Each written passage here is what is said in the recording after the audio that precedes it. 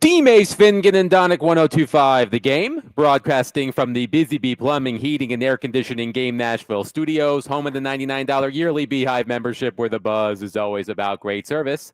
And we are indeed presented by Bax Homeworks, remodeling done right. Get a free estimate at baxhomeworks.com. Willie Donick, Derek Mason, Adam Vingan, and David Janes here with you. Derek and I are live at Jimmy Kelly Steakhouse in Midtown. Come join us on the brand new rooftop area.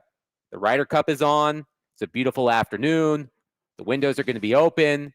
So if you're looking for a great way to kick off the weekend, may I suggest Jimmy Kelly's Steakhouse. Gentlemen, Derek, Willie, how are we today? Hey, I'm doing well, man. I just got this new cell phone, this iPhone thing, and I swear, either I'm getting a little bit outside of that group that really knows how to work a cell phone or new cell phones, or my cell phone is just, I don't know. I'm trying to get it to download everything. It is some things it is, some things it isn't. Maybe I should have waited till after work to go do this. Yeah, probably. Yeah, so now I tried to send David my music. It wouldn't go through. David, did you finally get the music? I finally got it. I got He your finally music. got the music. See, Willie, man, I wanted to be cutting edge today. I think I'm still able to be cutting edge, but man, oh man, this new phone thing is throwing everything off, man. I'm not getting text messages, can't send any. I don't know what's going on. Willie looks like he's in a bunker of some kind. Where are you, Willie? Well, we have an unprecedented move, doing the show from a dorm room. Oh, okay. All right. First time? Yeah, I have done shows from Evie's residence on a college campus as a college student, but she was not in a dorm per se. Today, I'm actually in a dorm. So I am underneath the bunk bed and ready to rock and roll from Granville, Ohio, Denison University campus. What other show gives you what we're giving you? One of our hosts, A grown man in the dorm room? a grown man underneath a bunk bed doing his show. That's dedication. That's what you don't get from many places. But Willie Donick, Willie D, Coach Willie, he's giving it to you. He don't That's even right. he's not even scared of the bell if the bed kind of tilts some. He's not even worried about that. He's not worried about that. He's not worried about that person behind him either, are you? That's right. I'm channeling my inner Thornton Mellon from the movie Back to School. Yes. Rodney Dangerfield. Hey man, go to a triple Lindy, man. Triple Lindy, attending class, handing out stuff. This is definitely what's going to happen tonight for Parents Weekend. I'm going to college, as he said. A couple of news and notes ahead of the Titans matchup at the Houston Texans. The Tennessee Titans have released their final injury report. Cam Ward, once again, a full participant in practice after he was limited earlier this week with an ankle/calf injury. So Cam Ward is good to go. J.C. Latham out once again with the hip injury. Bryce Oliver will also be out with a knee injury. Kevin Zeitler was a full participant today. He will play as well. For the Houston Texans, Nico Collins, and we'll get to Nico Collins in just a moment, is off the injury report. After dealing with a knee injury, he is good to go. Derek Stingley Jr. returned to practice on a limited basis today and is questionable with an oblique injury. So there are your injury news and notes ahead of the Titans matchup this weekend in Houston. But speaking of Nico Collins, here's how we are going to start today's program. I am going to start it with a declaration of love. Oh, okay. I like that. I love Joe Rexrode. Mm-hmm. Joe Rexrode and I have worked together now for 3 separate companies. When Joe Rexrode moved to Tennessee from Michigan. So who's following who then? He followed me. Okay. He moved here after I was already working at the Tennessean. We worked together at the Tennessean. I believe we were hired at the same time. Actually, no, he followed me again to the Athletic. I was hired first. Then he joined the Athletic. And then I followed him here to 1025 The Game. So Joe Rexrode and I have worked together for 3 different companies. I love that man. He's a wonderful man. He is a great columnist. He is a great radio host. That's too many greats, man. I'm trying to build him up before I knock him down. I'm just messing with you. So Joe Rexrode this morning had a take on Robbie and Rexrode that was so terrible, even Robbie Stanley himself said it was the worst take in the history of the Robbie and Rexroad program, which has been going on for what now? Almost 10 years? I have to, thereabouts? It's been a long time. So let's just set the stage before we play the clip. So if you recall, we talked about this briefly yesterday. L'Jarius Sneed was asked in the Titans locker room about Nico Collins. And on 2 occasions, he said, who? Then that got back to Nico Collins, who had his own things to say about it. Basically, I'll see you on the field, L'Jarius Sneed. Then one of the Titans position coaches tried to put out the fire by saying, no, we have all of the respect in the world for Nico Collins. That's not what L'Jarius Sneed was doing. And Robbie and Joe were talking about that this morning. David James, if you please. Here is just a snippet of what Joe Rexroad had to say today and what was termed by Robbie Stanley as the worst take in the history of the Robbie and Rexroad program. I don't think he was talking trash. Like, if you watch the video, it's like someone said, like, who? And then Bohardegree said he said it twice. Did he say it twice? Yes. Yeah. I think you're reaching like Inspector I'm not Gadget reaching at on all. this one. I watched this thing and I'm just like, yeah, he's not. You think he was intentionally like, oh, who? Yeah, I do. Oh God, no, he was not. Dude, You think the answer is he doesn't know who Nico Collins is? He is a dude. L'Jarius Sneed is oblivious to many things.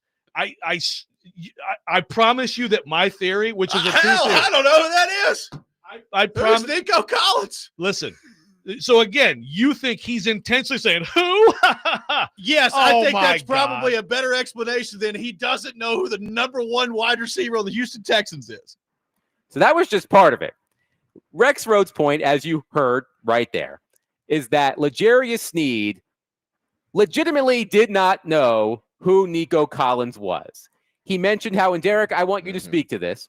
He mentioned how oftentimes when you go in a locker room and you ask a player about a player on another team, they often refer to that player by their number. So if you go in the Texans locker room and ask a Texans player about Jeffrey Simmons, that player will say, oh, 98, he's tough. And Rexroad's point was they know the player, they know the number because they're watching the film, but they really don't know the player. I think that's what he was saying. I agree with Robbie. It's a ridiculous take. But what do you make of this, Derek? Do you believe, like Joe Rexroad believes, that L'Jarius Sneed legitimately does not know who Nico Collins is? Do I believe it was trash talk?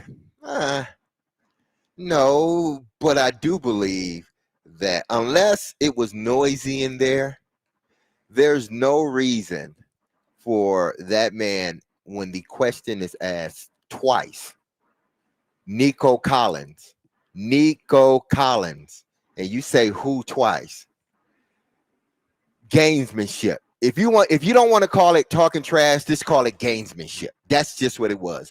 Gamesmanship. Of course, he knows who Nico Collins is, but it's gamesmanship. That's all it is. Now, Nico took it a certain way, and rightfully so. Like, okay, that's how you want to roll. You don't know who I am?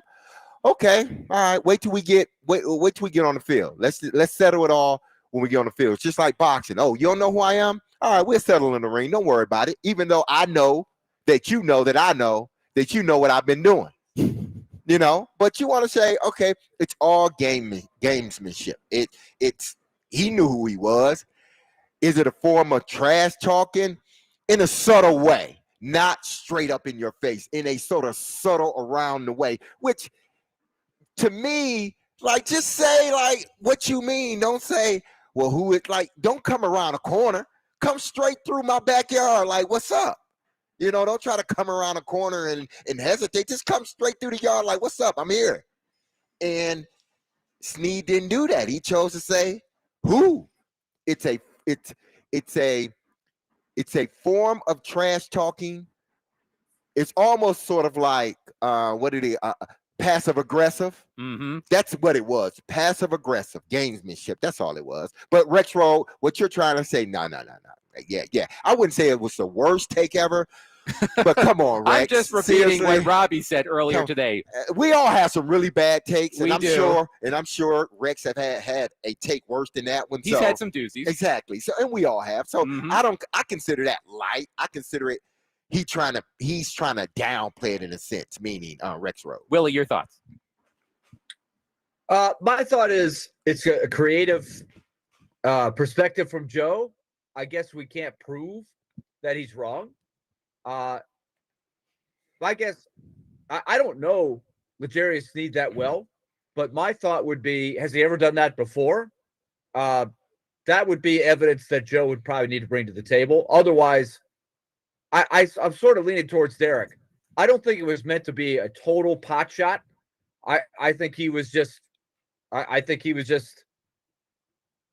trying to be subtle and basically saying who. Yeah, so I hadn't even thought about it until Joe brought it up, but I do think it was more towards the trash talk part of the spectrum. I think Joe brought up Lawrence Taylor, and I think there have been stories about how Lawrence Taylor didn't always know the names of the teams he was playing against or players on the other team. Well, there was a reason why Lawrence Taylor didn't know.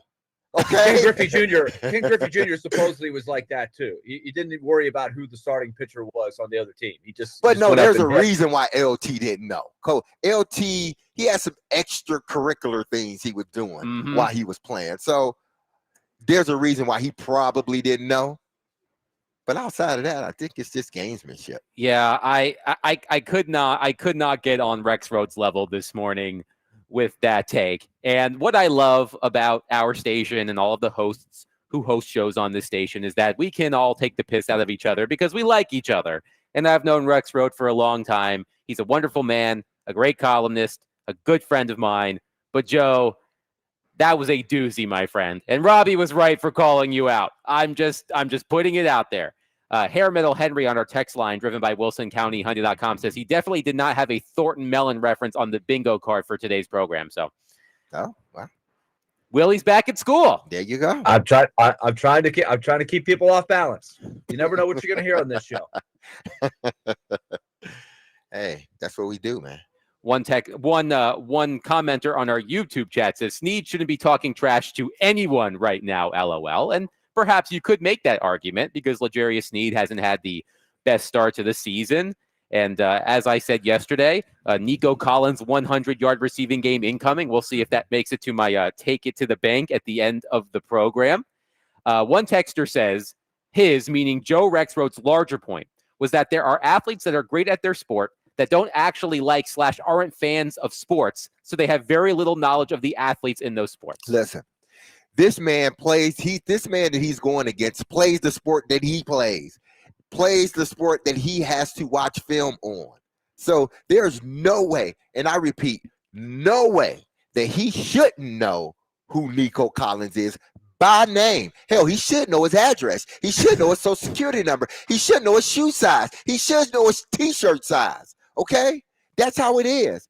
You can ask Deion Sanders. He would probably know everything about every receiver that he went up against. So to me, that was just gamesmanship. He knows who Nico Collins is. And believe me, who was the texter again? Just a no-name texter. Oh, no-name texter? Who are we pulling up today? How about Thornton Mellon, since it's top of Thornton mind? Mellon. There we go. Thornton Mellon. If you don't know who your opponent is, you're not doing your job, and you shouldn't be playing that week. Now, Derek, did any corners out there have the temerity, the audacity to call you out before a game like that? No, not at all. And if they did, what would you do? And I'd do just what Nico said. All right, we'll see. Don't worry about it. We'll see. Well, we all got to line up. We all got to line up on Sunday. There's no way. I do think that is the tiebreaker. The tiebreaker is Robbie's point that if it were just an unknown, maybe up and coming wide receiver that had a couple of big games, that'd be one thing. But Nico Collins should be well enough known that it should be understood. Like, even if you're one of those guys, I do know a lot of people. Buddy Ryan used to be like that all the time. 54, the linebacker. He wouldn't know the names. He was famous for that. So I can see Joe's point, but you should know Nico Collins. So that's the tiebreaker. Wes in Clarksville says, I don't think you should legally be allowed to trash talk until you have won a game. Well, that too. But trash talking is not something you do because you're winning. That's who you are. You just trash talk. Winning or losing, it don't matter. B-Man on our text line says, maybe the entire Titans team doesn't know who any of their opponents are. Well, maybe that explains the 0-3 start. Yeah, if that was the case, then we would have a huge problem, a titanic problem. One texter says one. Wow, come on, man. That was a good one. The Titanic Titans jokes have been overdone. But that don't mean I can't use it every once in a while. I can see if I've been using it every show, but I hadn't. So that's a good one. All right, who's Rose in this scenario and who's Jack on the floating dresser or whatever it is in the ice cold water? I don't know. So you're talking about show-wise? I'm talking about the movie Titanic. Yeah, what about it? With Kate Winslet and Leonardo DiCaprio. Yes. So who's who? So who's who in that scenario? I'll never let go, Jack. Well, I don't know. Willie, help me out here. Yeah. No, I'm saying I don't know. Like me, you're saying I would obviously I would be Jack. Oh, you would you? Yeah. Why? Why would I be the girl? McCall would be whoever the girl was. Well, Okay. the girl survives. Yes. Yeah. So, but Good point. Yeah. All but right. we all go sometime. Are we getting off the rails? We are. Dustin and That's Hopkins. because you asked a question, man. I know. Dustin from Hopkinsville says Snead is going to get to know Colin so well after this game that he's going to be able to tell what brand of draws he's got on during the game. He's going to be chasing that butt all day. That's a good one. If he wearing drawers though during the game, he's something's wrong with him. Willie, can you attempt the triple Lindy? A texter is asking. I don't know if Denison has the pool that has the necessary platforms and diving boards to pull off the triple Lindy, but and I feel like I've scoured the campus. They have very good facilities here, but I don't think they have that. They do have an outstanding swim program. As a matter of fact, Division III national champions. But well, you can just do the Lindy. I'll have to get a key to the pool and see if I can go find out.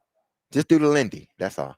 Like Pat McAfee at the end of College Game Day last week when he jumped off the high dive after picking Miami to beat Florida. That's what we need to do, Willie. You need to do your take it to the bank picks while jumping off of a high dive. I would prescribe it. It's a great idea. That. We can get Mahoney to film it. We'll live stream it. Sounds like a great idea. You have about 2.5 hours to pull this off. Well, starting now. I don't think this is going to happen. I can't promise anything today, but this will not be the last show I do from this campus. So in the future, you never know what you're going to see. I don't want to see anything. All right. You don't want to see that. Let's go streaking. I'm sorry. Go ahead. 615-737-1025. Our phone and text lines are driven by Wilson County Hyundai.com. Derek and I are live from Jimmy Kelly Steakhouse in Midtown. Come on out here and join us. We're at the rooftop, or on the rooftop, I should say.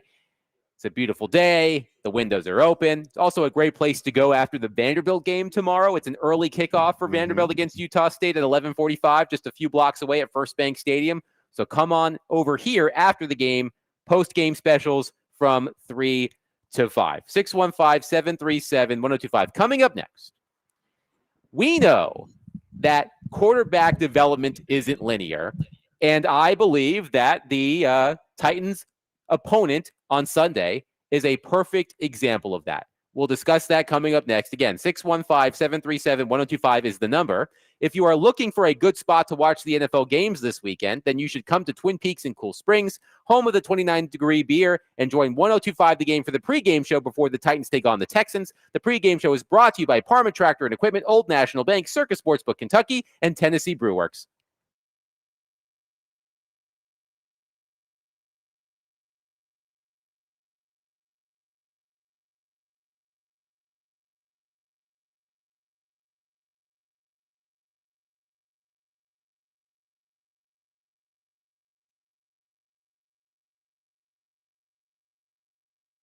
Happy Friday, everyone. Derek Mason here. And if you've injured yourself in a motorcycle accident, go to lawtigers.com for your free case evaluation. Even if your accident was months ago, you have nothing to lose by calling Law Tigers. Insurance companies want to pay out as little as possible or, frankly, nothing at all. Law Tigers make sure you get the compensation you deserve and doesn't get paid until your case has been settled. Look, they understand how much your bike is worth to you. So they will get it all repaired or better yet replaced. Law Tigers is the resource the motorcycle community turns to when in need. So whether it's to support you at an event or if they see you broken down on the side of the road, with Law Tigers, you'll never ride alone. So call 1-800-LAW-TIGERS or visit lawtigers.com. Law Tigers is powered by Freeman and Houston, and you can find them in Nashville, located at 2126 21st Ave South. That's Law Tigers, Tennessee's motorcycle lawyers.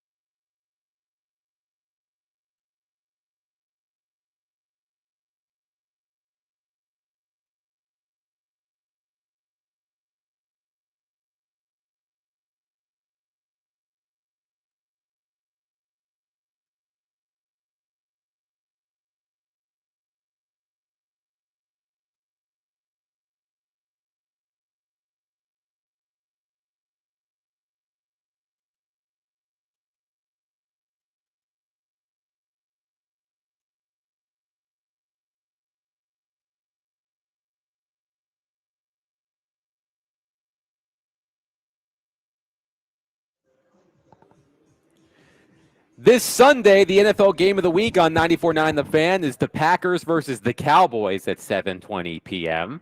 Micah Parsons returned to Dallas. That should be a good one. The NFL game of the week is presented by Circus Sportsbook Kentucky and Macero in 12 South. Willie Donick, Derek Mason, Adam Vingan here with you. Derek and I are live at Jimmy Kelly's Steakhouse in Midtown. Come join us on this brand new, beautiful rooftop. Great view. Willie, we miss you. I'm going to eat all of the steak that was supposed to be prepared for you today, so sorry about it. Well, I am very disappointed not to be at Jimmy Kelly's. It is a great spot. We had such a great time there last Friday, and you can't play in two places at once. That's unfortunate. So I'm here trying to be Thornton Mellon and support the youth and join the Denison Big Red for the weekend, but sacrifices must be made. So I'm gonna miss Jimmy Kelly's. It's a tough sacrifice, tough game. Yeah, it is. One texter on our text line, driven by WilsonCountyHunted.com, says, if Bryce Oliver is hurt and Calvin Ridley can't catch a cold right now, I'm not even sure what Tyler Lockett's number is. He is non-existent. Why not give Restrepo a shot? Hell, he might even catch it if it touches his hands. What a concept. Texter, we've got to stop trying to make Xavier Restrepo happen. All right? It was a fun little story during the offseason. It's not happening. I'm sorry. It's just not. No disrespect to Xavier Restrepo. I know that some of you strep throaters out there are wanting him to get in some game action to see if his connection with Cam Ward can transfer, I should say, from Miami to the NFL. It ain't going to happen. But I do agree with the idea that Calvin Ridley can't catch a cold and Tyler Lockett is non-existent. But we'll put that off to the side for just a second. So, gentlemen, I am going to read to you something I read today. And I'm going to clean it up a little bit so as not to give it away. But I'm going to read you something, and I want you to tell me who this is a reference to. Okay? The young quarterback's lack of success is a direct reflection of the offense he's running. He's a young quarterback learning under an inexperienced offensive coordinator who appears to be in over his head. To whom am I referring when I read that, Derek? You'd think the Titans. You would think that. Willie? Well, based on your tease, Adam, unless you're throwing a nasty curveball, would you be referring to a team that plays in Houston? I would be referring to a team that plays in Houston. See, you're supposed to play along, Willie. You're supposed to say the Titans. I'm just trying to show everybody how smart I am because I'm a college champ. That is true. Okay, He's going to put that Vanderbilt degree to use. Yes, Okay. indeed. That was Jonathan Alexander in the Houston Chronicle writing about C.J. Stroud. The actual graph. Quote, Stroud's lack of success is a direct reflection of the offense he's running. He's a third-year quarterback learning under an inexperienced offensive coordinator who appears to be in over his head. And I don't pretend to be an expert on the Houston Texans. That's not my area of expertise. But as I was reading about the Texans today in preparation for the show, the things that I was reading about the Texans, copy and paste from what we've been reading about and talking about the Tennessee Titans. There's already calls in Houston to strip their offensive coordinator, Nick Caley, of play calling duties, which he just got. Because remember, they fired their previous offensive coordinator, Bobby Slowick, hired Nick Caley. 3 games in, the Texans can't score. And there's already talk in Houston of stripping him of his play calling duties. Hey, that sounds familiar, right? Both quarterbacks, both Cam Ward and C.J. Stroud, have 0 protection. Cam Ward leads the NFL in sacks. C.J. Stroud last season, I believe, was 2nd in the NFL in sacks behind Caleb Williams. Their offensive lines can't block. They're constantly under pressure. So I find it to be interesting because just a couple of years ago, C.J. Stroud was the offensive rookie of the year. He set all kinds of rookie quarterback records. And let's not get it twisted. I know that if Titans fans had the opportunity to pluck C.J. Stroud from Houston and put him on their team, they would do it in a heartbeat. Damn Skippy. But Derek, I just find it interesting how Stroud's career has gone, because when you consider how well he started, he has regressed each of the past 2 seasons. Now, some of that is not all on him. I just mentioned the offensive line, the play calling. A lot goes into the development of a quarterback. But what I think CJ Stroud, Derek, as we prepare for the matchup between the Titans and the Texans, I think CJ Stroud is an interesting case study about how quarterback development isn't linear. It's not. I mean, his first year, he wowed everybody. And that was under Bobby Slowick, I believe. It was. And then the second year, because of the offensive line troubles, that offense struggled a lot because of the offensive line struggles. And they had injuries. Diggs went out early in the season. Who else? They had another receiver end up getting hurt. Tank Dell. Yeah, Tank Dell end up getting hurt. So his weapons were being depleted as the year went on. And that offense just could never get on board. And then, then you trade away your left tackle. Presumably he was the best, offensive lineman you had. You trade away him to an offensive line that was already struggling. And this is what you have. There was no plan. I guess the plan was to draft those 2 young receivers and to insert them in the offense. And then hopefully because of the quarterback that he would be further along. Well, when you strip him of his offensive coordinator, yeah, I know the offense struggled last year, but the offense it seemed like they didn't have enough players. Nico was hurt some. Tank Dell was hurt. Diggs went out for the whole season. So you had this influx of guys that the quarterback didn't have previous years. So because the offense was struggling, instead of saying, you know what, and listen, I don't know, it may have been more than just the struggles on the field with Slowick and the head coach. But if it wasn't, my thing is, okay, let's reevaluate this. A lot of guys are hurt. Let's take this into next season when everybody comes back healthy and then see where we are at as an offense. They didn't do that. They fired Bobby Slowick, and look where they are at as an offense now. You're not only hurting, your team, you're hurting your quarterback, which essentially is hurting your franchise. That's something the Titans should look at very closely. I'm not saying that, Brian Callahan, if he doesn't get the job done, shouldn't be dismissed from his duties as a head coach. But what I'm saying is don't do it in the middle of the season. Let it play out. And then next season, if at the end, if you want to make a change then, but don't make a change in the middle of the season. Because why? What happens is he's learning a new way of going into an offense with a new head coach, and then you're going to change the head coach and offensive coordinator again at the end of the season. So why do that? Why cause your quarterback, your rookie quarterback, any setbacks no more than what he's having now? Willie, Jeff Howe of The Athletic wrote this: among the 33 quarterbacks with at least 300 pass attempts since last season, Stroud ranks 28th out of 33 in expected points added per dropback, only better than Joe Flacco, Cooper Rush, Gardner Minshew, Spencer Rattler, and Will Levis. Yes. I felt it coming. When you started Yes. the list, I was like, I know Yes. he's on here. But yes, go ahead. Couple of observations that I see from afar, because I, like you guys, I can't pretend to know what's going on day to day with Houston, but it is a great lesson in the journey of a quarterback. Number one, what fascinates me the most is how quickly they soured on Slowick. When you just spelled out, D-Mace just listed 5 or 6 very legitimate issues with personnel that would make it hard on any coordinator. But Bobby Slowick went from this whiz kid who, wow, look, is he ready for a head coaching job? There were people talking about him for the Titans job. And here he is 1 year later, kicked out of there because maybe he did. They don't think he did what he knew what he was doing. So that to me is the most interesting. I also don't, despite these bad stats that Stroud has put up, there's not a lot of blame on Stroud. It seems like the blame has shifted to the other areas, and I think probably rightfully so, just because Stroud has shown that he can play at a high level. But the other part is the bravado that was coming out of Houston with these changes was, hey, 10-7 is not good enough.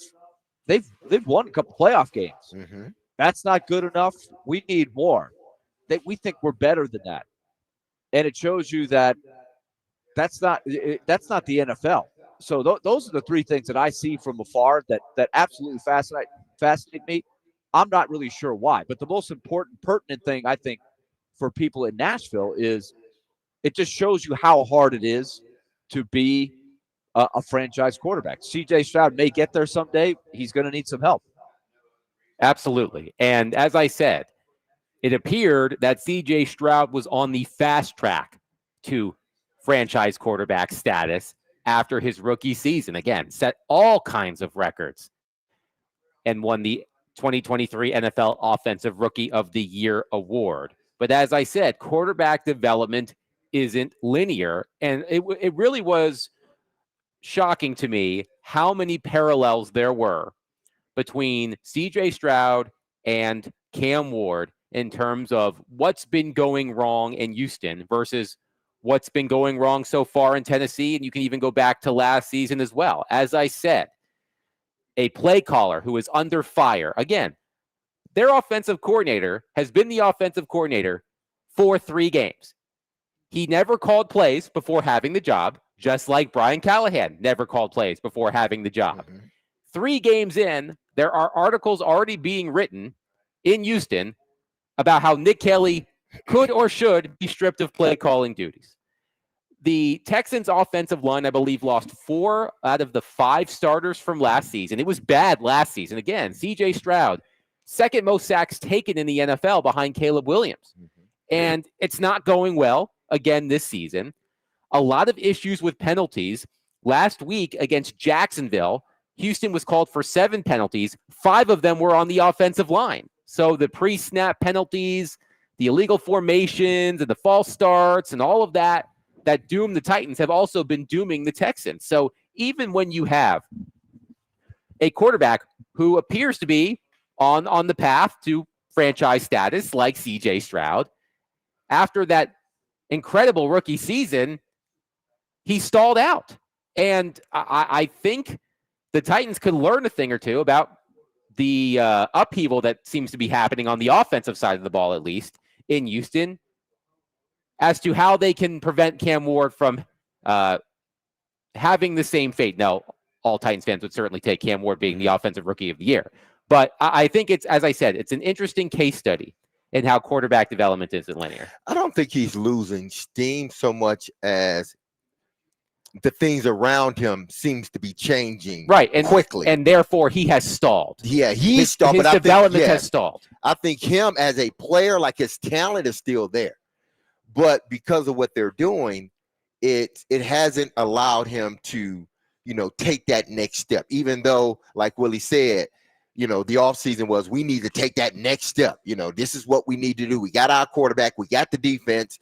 We need to take that next step. Well, you impeded him from taking that next step by the move that you chose to make as a franchise. Now, listen, you may have thought they were the best moves for everybody, but now that you're looking at it, you've put your quarterback in a hold pattern. Basically, that's what he's at. That's where he's at right now. He's at a hold pattern. Has all the talent in the world. Y'all can ride him to the Super Bowl if you want to eventually, but right now, because of what you're doing, you've put him on hold. 615-737-1025. Our phone and text lines are driven by WilsonCountyHyundai.com. What lessons can the Titans learn from C.J. Stroud's stunted development? We will answer that question coming up next. You can answer it as well at 615-737-1025. Derek and I are live at Jimmy Kelly Steakhouse in Midtown, just down the block, a couple of blocks away from First Bank Stadium, where the Commodores will take on Utah State tomorrow. Pre-game begins at 10 a.m. on 102.5 The Game with the kickoff at 11:45. Vanderbilt football is brought to you by Gary Force Acura, Jimmy Kelly Steakhouse, and Smoky Mountain Tops.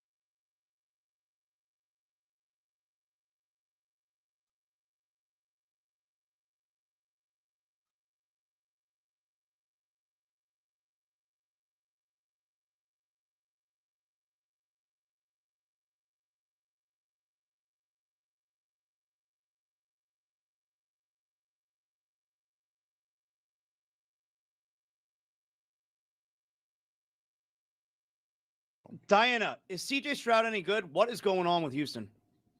It's a good question. I'm writing about it this week. CJ Stroud is really good. I think they are still trying to figure themselves out on offense. They have a new play caller. They have a different looking offensive line. I still think they're working some kinks out. So he's still good. I'm not on this. I'm not in the camp of he's ruining his opportunity here to get some mega extension. I still think CJ Stroud can play. I just think there's still a lot of work to be done, and there's some things going on behind the scenes that I think we're going to find out about soon.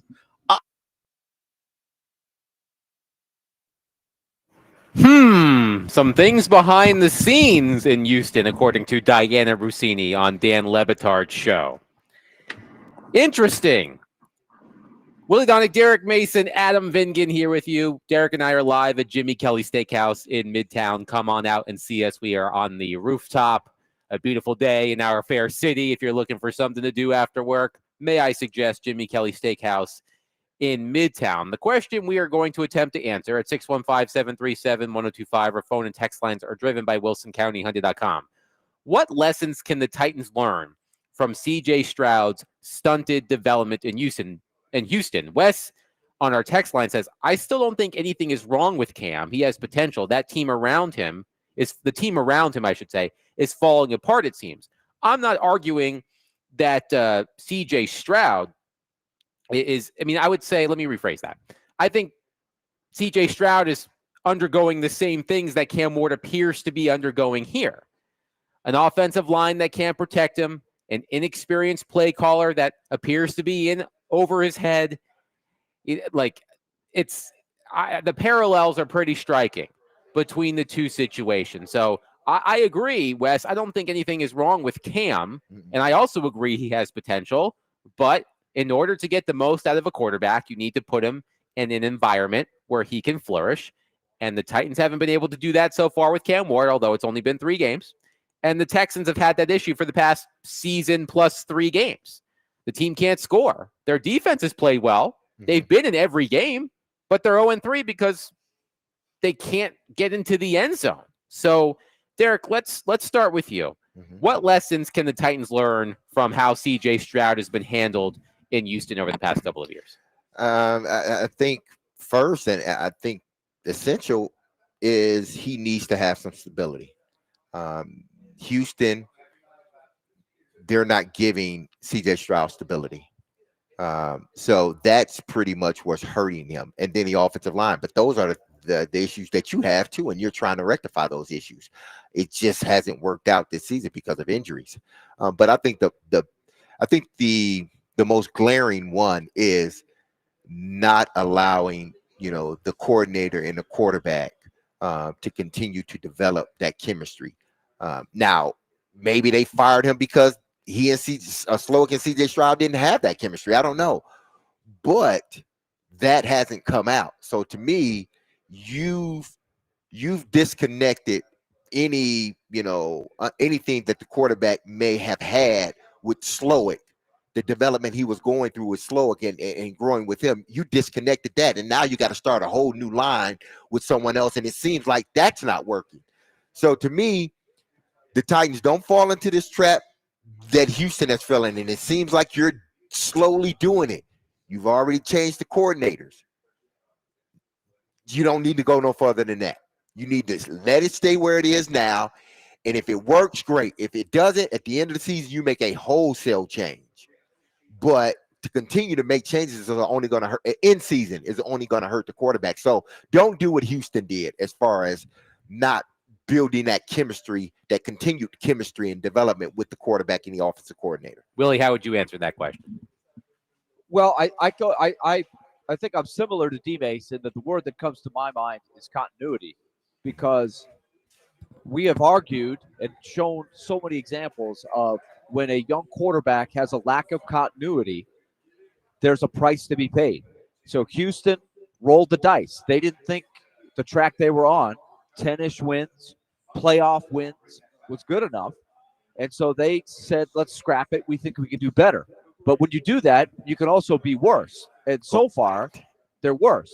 they changed not only the offensive coordinator to a guy, by the way, Nick Caley, who is another one of the Sean McVay guys, right? It's just when in doubt, take a guy from Sean McVay's family tree because he's a genius. But he had never called plays, I don't believe, right? Nick Caley was not he was Correct. a tight end Yeah, coach. yeah. So you bring in a guy who's never called plays, and they basically uprooted the entire offensive line. So that's two pretty big areas of lack of continuity. I can see why they did it on the offensive line because it wasn't good, but they were winning at least with the old offensive line. And C.J. Stroud was supposedly the big theme, and the talking point was, well, now he's got more responsibilities pre-snap. He can get him in the right play. He didn't have the freedom to audible that much last year. Now he does. Well, be careful what you wish for, because when you roll the dice and you don't have continuity, there's a price to be paid. To Willie's point, here's a story from ESPN.com after the Titans fired Bobby Slowick. And it mentions the fact that Stroud wasn't allowed to change protections at the line of scrimmage. And there was a lack of communication between the two, which led to Stroud facing 52 unblocked pressures, which was the second most in the NFL. As Willie mentioned, a big change in Houston this season is that Stroud asked for more ownership of the offense, and D'Amico Ryans and Nick Caley gave it to him. So Stroud has been able to change protections and call audibles before the snap, which I guess he hadn't been able to do in his first 2 years. And so far, he's struggling with it. So I see the Texans. Look, I would take CJ Stroud on my team anytime, even though things haven't been going well for him in his second and third years, so far third year in the NFL. I would take him on my team in a heartbeat. But it just, as I said earlier, it just goes to show you that even if a quarterback comes right out of the draft, and Stroud was the second overall pick in the NFL draft, a quarterback can come right out of the draft and knock your socks off and set all kinds of records. And 2 years later, I mean, there are headlines. There was a headline. Let me just rephrase that. There was one headline, a singular headline in The Athletic, wondering if CJ Stroud is playing his way out of one of those mega extensions, at least for now. So it changes rapidly, but it's important for the Titans. Look, we all know this. It's important for the Titans to have stability in that organization, which they've had absolutely none of over the past couple of years. And this past week was another example of the Tennessee Titans' lack of stability.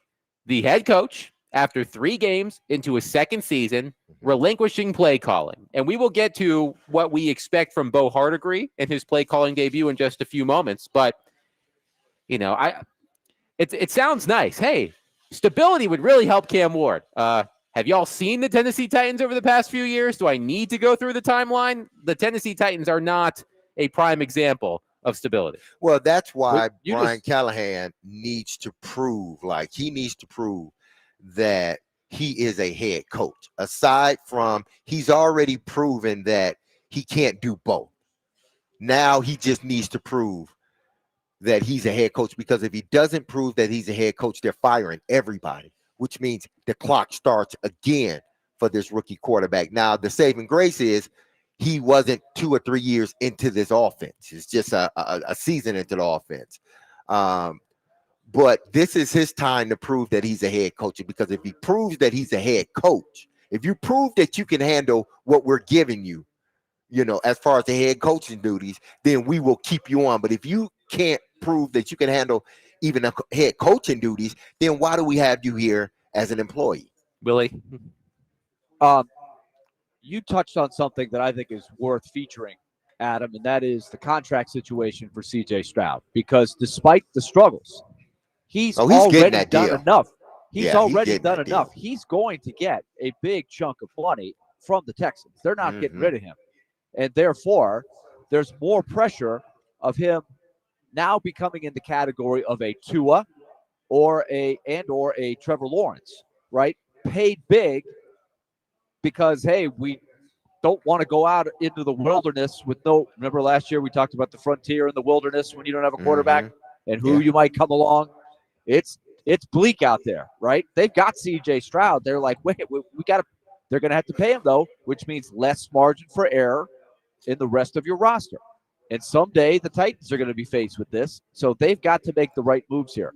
So the CJ, there is more pressure on Stroud, and there's going to be even more when he starts making the big money. So this is really a story to watch. And of course, if you're the Titans, you're hoping to bring them down to your level. You hope everybody else in the division keeps screwing stuff up, so that it'll be easier for you to climb.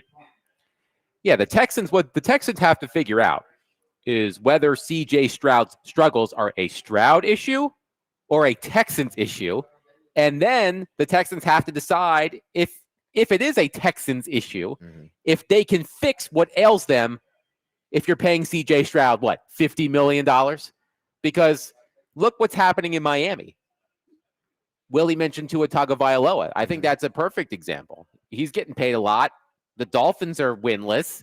And it looks like they made a gigantic mistake by paying Tua that money. So it is a story to watch, not just in the AFC South, but in the NFL. Because, again, just as quickly as you can rise to the top, you can plummet to the bottom. And I'm not saying C.J. Stroud has plummeted to the bottom, but so far this season, and even through last season, it's clear that his trajectory, which seemed to be, he looked like he had a rocket strapped to his back. And it's not that case, at least right now. 615-737-1025. Our phone and text lines are driven by WilsonCountyHyundai.com. We'll take your thoughts on the Titans matchup against the also winless Houston Texans this Sunday in Texas. 615-737-1025. But coming up next, there will be a play calling debut on the Titans sideline this week. Bo Hardegree will be calling plays for the first time for the Tennessee Titans after receiving those duties from Brian Callahan. What will we be looking for from the Titans offense in Bo Hardegree's play calling debut? We will get to that next. 615-737-1025. The MTSU Blue Raiders will take on Kennesaw State tomorrow at 5. You can catch all of the action on Totally Hits 93.3 with coverage also available on the Totally Hits Nashville app and at TotallyHitsNashville.com.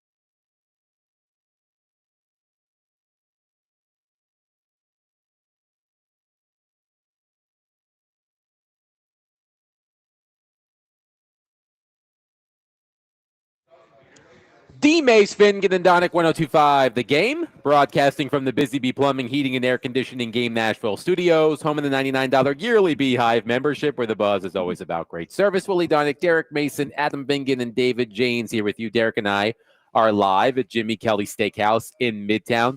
Come on out and see us. We're in the brand new rooftop area. It's a beautiful day. The windows are open. The sun is shining. It's a great place to come tonight or tomorrow afternoon after the Vanderbilt-Utah State game. That's an 11:45 kickoff. Of course, you can hear that game right here on 1025 The Game. So after that game, come on over to Jimmy Kelly's. Great post-game specials from 3 to 5 p.m. Titans and Texans as well this weekend, a noon kickoff in Houston. And on the sidelines in Houston, because I believe Brian Callahan said that Bo Hardegree will be calling plays from the sidelines this weekend and not from the booth. And if I got that wrong, I apologize. I'll double check it in a second. But Bo Hardegree, of course, was given play calling duties by Brian Callahan, or, Brian Callahan was forced, probably more accurately, was forced to give play calling duties to Bo Hardegree, who has interim play calling experience with the Las Vegas Raiders a couple of years ago. So that's an interesting wrinkle in this matchup against the Houston Texans. Now, I'm not expecting the offense to change dramatically, but Willie, we'll start with you. What will you be looking for from the Titans offense in Bo Hardegree's play calling debut? You brought us the numbers earlier this week about the Titans personnel groupings, and I'm just curious, as you're watching the game, what will you be looking for? What tweaks are you hoping to see from Bo Hardegree as he takes over play calling duties from Brian Callahan? I am going to focus on that. And Dan Orlovsky is the one that really brought it to our attention. And then we did some homework on our own, talking about just how often they're running the 11 personnel, one back, Tony Pollard most of the time, and one tight end, Chig most of the time, or Gunnar Helm, of course, and just how often they're running from the shotgun. But just from the 11 personnel alone, they run more from that set than anybody in the league, and they have the least efficient numbers with that personnel in. So to me, that's where I want to start. Are they going to shake it up a little bit, for lack of a better term? Show some different looks to a defense that's really tough to block.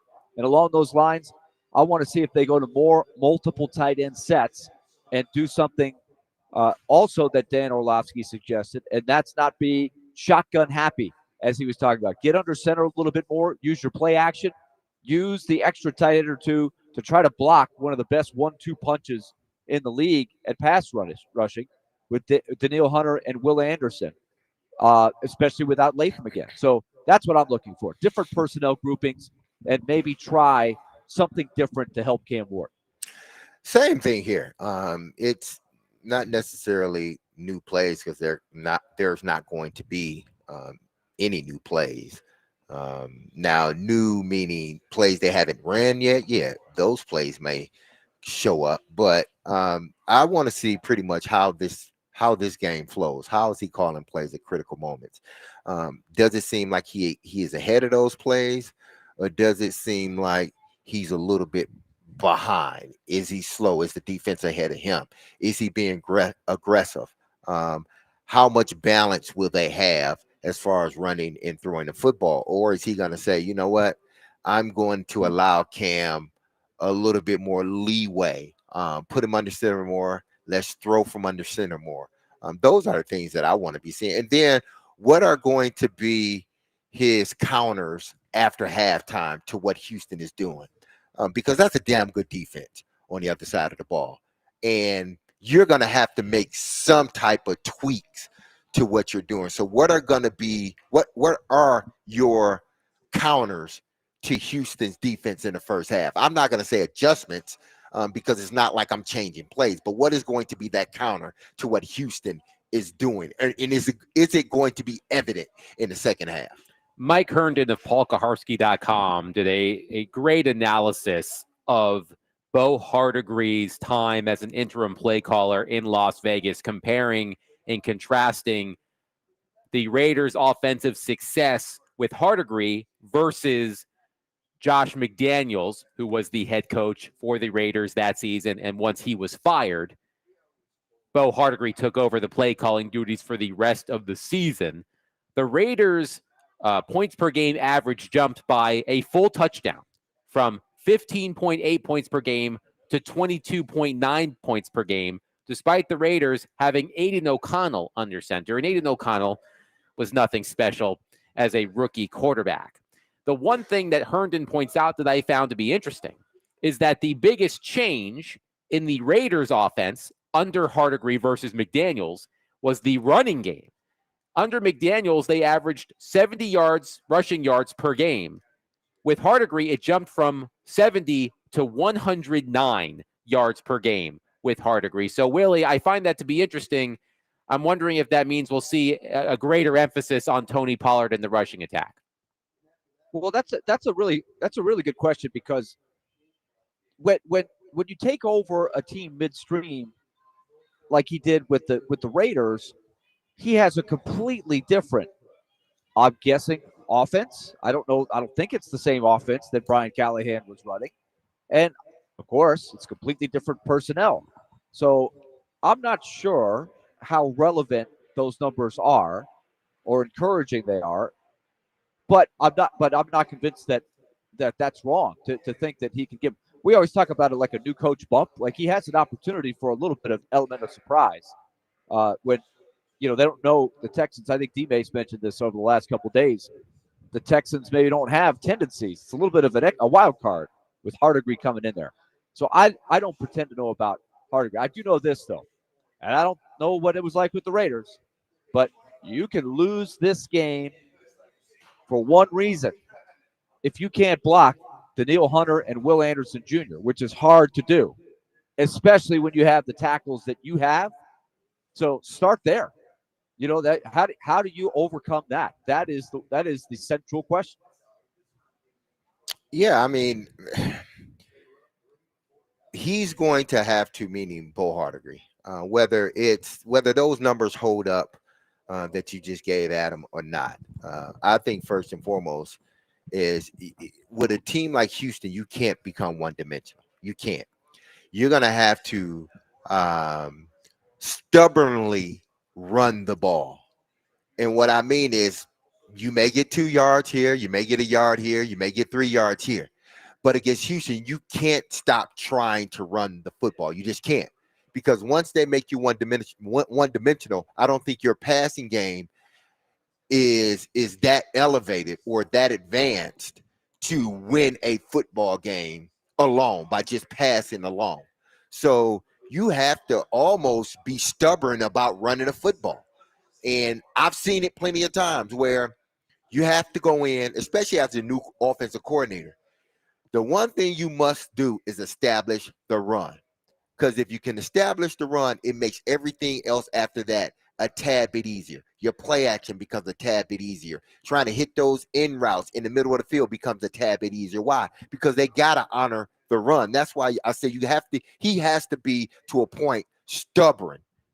Whereas we're not going to abandon the run just because, on this series, we got 2 yards running the football. Or right now before half, we only got a combined, maybe 45, 50 yards rushing. We still got to try to run the foot. They still have to try to run the football, because if they don't, now you're making Bo Hardegree's job as well as Cam Ward's job harder. Justin from Greenbrier on our text line, driven by WilsonCountyHunter.com. By the way, 615-737-1025. If you want to get in on the conversation, Justin says, I want to see some flow and continuity. Plus, I want to see the tight ends used more. One texter says, Bo was part of making that playbook. I also think this will make the offense more Cam-centric. I'm hoping we see Callahan talking to other folks. Brian says, I think everybody would agree that Callahan had his play calling duties taken away from him. Yes, Brian. I would love to know how much he tries to interject on this and still try to call the plays through this new play caller. But I am also interested. This is not something we're really going to be able to tell on the sideline watching the game, but I am incredibly curious on how Brian Callahan handles his duties now that he's free of the play calling. He wants to be able to talk to the other coaches. He wants to be more involved in the aspects of the game that perhaps he wasn't paying as much attention to when he was devising the game plan and calling the plays. So, Derek, I'm interested in seeing Brian Callahan on the sideline. What is he doing that he wasn't doing before, and how can that help the Titans? I mean, there shouldn't be any delay calls, for one, because you don't have to worry about calling the plays. What you're worried about now is how many seconds we got left on the clock. Let's get up to the line of scrimmage. What play did you call? Okay. All right. I see what you're seeing. All right, let's go. There shouldn't be a delay, a penalty call. There shouldn't be these gaffes that he has had when he was play caller. Those things should now, they shouldn't be transferred to, say, the special teams or the defense. You're just the manager of the team now. You're the CEO. You're making sure that every coach is doing what they're supposed to do, what they're getting paid for, and make sure everybody is communicating. And then there may be points in the game where you say, no, let's run it right now. But that should have been your job in the first place, more than likely. It should have been, I'm just going to interject when I think there's another play should be run, or if I think, well, no, going for it is not the right time. Let's kick a field goal. We'll double back if we have another opportunity. Those are decisions you need to be making, challenging a call, stuff like that. I want to see if those things get better, if indeed they have an opportunity to challenge a play this upcoming game. I want to see if those things get better or if they stand the same, because those are some of the same things that Brinkert, Borgonzi, and Amy are looking for. How does he manage the team on game day? Willie, do you think Brian Callahan relinquishing his play calling duties will help his focus in situations where 2 out of the 3 weeks he has hurt himself by being aggressive with play calling in certain situations? I know the rule thing is independent of this. Do you expect a freed up Brian Callahan to perhaps have a renewed focus and help the Titans actually win a game? Well, I think that's the number one reason they did this, honestly, is because of all that was happening. So it better. If it doesn't, then they may be even quicker to make a bigger change. But it goes beyond the game management gaffes that we have broken down backwards and forwards. The missed challenge, the decisions backed up at the end of the first half against Denver, the screw up of the field goal, the K ball last week. But it's also what D-Mace just mentioned, I think is a big one. I think when you're multitasking and you're figuring out situations and everything, maybe you don't get that next play call in quite as quickly and as efficiently.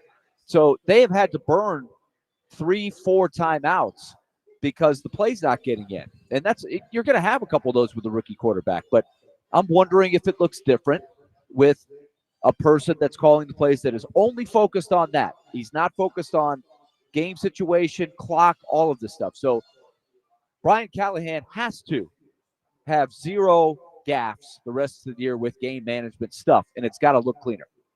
Derek, my question for you is, do you think that Brian Callahan can be a successful CEO type coach? Because Brian Callahan, look, and you can't judge a book by its cover, right?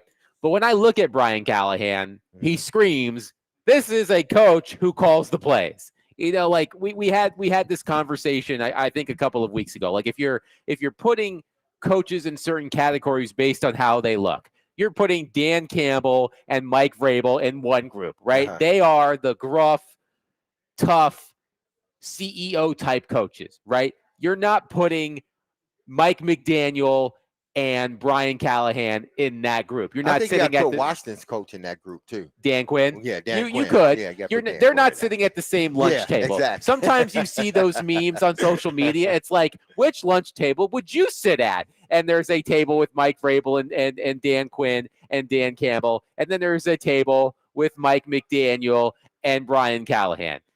They're not sitting at the same lunch table. Do you think that Brian Callahan has it within him to be a successful or at least competent CEO type coach? Listen, only time will tell. He had trouble doing both. I will say that he's had trouble doing both. Now he's not doing both. I want to see how he does as a CEO, manager of a team and coaching staff. I don't know if he's a good coach because he's never did just coaching. He was play calling. But when he was trying to do both of them, it didn't work out. So I am going to hold my opinion on whether he could be a head coach or not until, 2-3 games down the road. I think we can give a good assessment, at least me. I can get a good assessment. At least let's just wait until the trade deadline.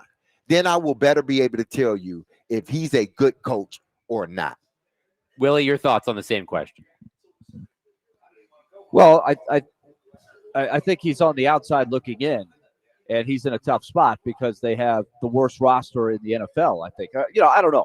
The Saints might, but they have one of the bottom 3 rosters safely in the NFL. It's hard for any coach. I don't care how Dan Campbell-ish you are or how much rah-rah. Now, Dan Campbell had to get through some rough Sundays where they were bad, and he was selling, he was on that camera, and he was very good at saying, we're going to get there, people. Like, he was a motivational, I'm going to get you through the fire guy. I don't think Callahan has that naturally in his DNA, but all you can do is run a tight program and do the best you can with what you have. That's all anybody's asking for. If you're being real about this team, they're going to lose a lot. It's how you look when you lose, and are you bringing the quarterback along? If he improves in those areas and Cam Ward looks like he's moving in the right direction, then you have the argument, let's stay with the continuity and not do what we have documented hasn't worked in NFL history. When you pull the plug and start over, it is a recipe for disaster. 615-737-1025. Our phone and text lines are driven by WilsonCountyHunted.com. What will you be looking for from the Titans offense in Bo Hardegree's play calling debut? 615-737-1025. Our phone and text lines are driven by WilsonCountyHunted.com. Coming up next, Chad Withrow from Hot Mike with Hutton and Withrow on Outkick will join us. We'll get into the Titans. We'll also get into the weekend of college football. Coming up next, Chad Withrow joins us, 615-737-1025. Tomorrow's college football game of the week is Oregon versus Penn State at 6:30 p.m. on 94.9 The Fan, presented by Twin Peaks Restaurants and Circus Sportsbook Kentucky. Coverage is also available on the Game Nashville app and at thegamenashville.com.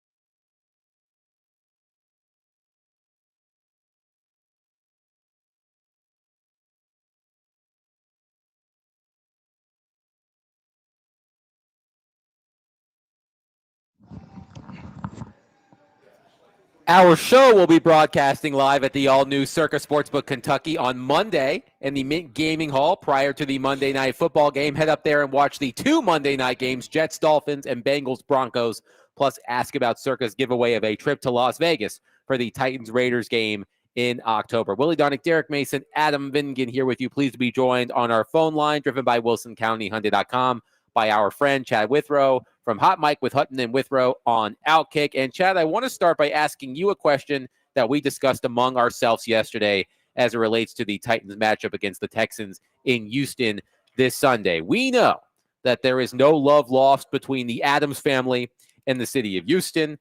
Last year, when the Titans won in Houston, Jeffrey Simmons said after the game that Amy Adams Strunk had tears in her eyes after the Titans pulled out that win against the Texans. I know that the Titans made a big decision earlier this week by stripping Brian Callahan of his play calling duties, and Brian Callahan can say it was his decision. I don't think anybody believes that. So here's the question for you. If the Titans go to Houston and get embarrassed because the Texans are desperate, they're also 0-3. They need a win. If the Titans go to Houston and get embarrassed, do you think that could trigger a response from Amy Adams Strunk? Oh, absolutely. I mean, look, I think it should have triggered a response after the debacle that was Sunday against the Colts. But, yeah, I mean, she does hold a special place in her heart for Houston, and by a special place, I mean a place of hate for the city of Houston in her heart, where that game means more to her than anything. And I really think, guys, you know, that – and I don't want to – I know there's been a lot of piling on Amy Adams Strunk this week locally, and I get it. I just think that reaction a year ago that you mentioned, Adam, where she's in tears because of a win over the Texans, like that's sort of emblematic of a lot of the problems with the organization. Most of it comes from, too many Chiefs and not enough Indians, I think is the expression. No one knows who's really in charge, but we're still that, worried about a game against the Texans when your team is terrible. There are bigger issues than that. And I'm not sure that Amy Adams Strunk understands that, because of where Houston is and where that is in the history of the organization and all that. And I just wish the Titans organization could move past those things and understand that most professional football teams operate at a higher level and don't concern themselves with petty past things like the city of Houston and what happens between 2 0-3 teams. What's going to happen is the Titans are likely to go there and lose probably by, 10 to 14 points. And then we're going to be left sitting here again wondering whether or not Amy Adams Strunk is going to fire the coach. That's clearly in over his head, and we all know it now. And I think the worst part about it is the players know that the head coach is in over his head. Chad, a little birdie told us, and that little birdie's name is Jonathan Hutton, that you're a bit nervous about Tennessee's matchup at Mississippi State this weekend. I believe Hutton said that you think this could be the Arkansas game from last season all over again. Now, I don't know why I feel this way, but my gut tells me Mississippi State is going to pull off the upset against the Volunteers on Saturday. Again, just a gut feeling. How are you truly feeling about this matchup between Tennessee and Mississippi State on Saturday?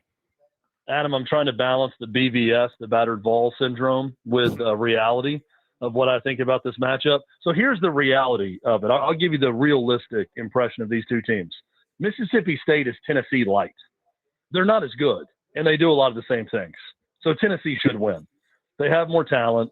Josh Heupel established his program for a longer period of time. Now it's going to be a tough environment, and they've got a whiteout going. The cowbells are going to be going and all that stuff. But I do think Tennessee's the better team. And if they show up and play well, they're going to win by a couple scores, maybe more.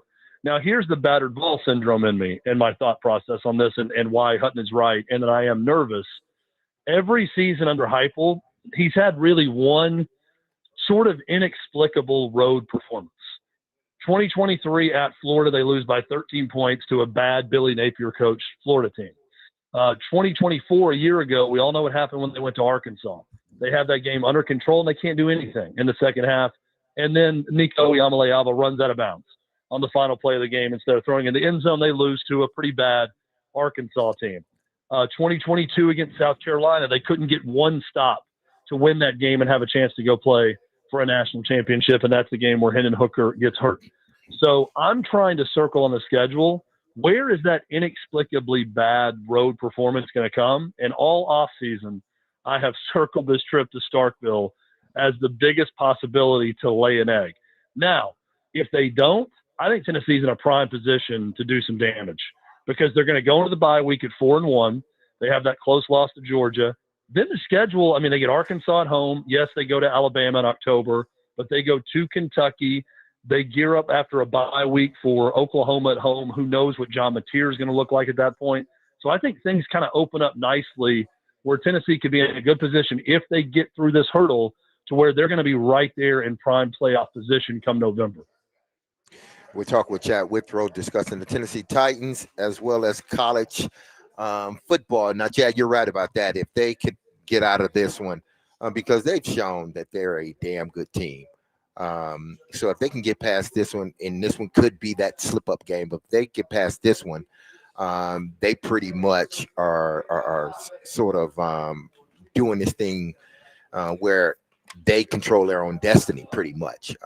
And they get guys back too, Derek. Exactly. Guys are coming back. So they get healthy as the season goes. They're going to have a bye week.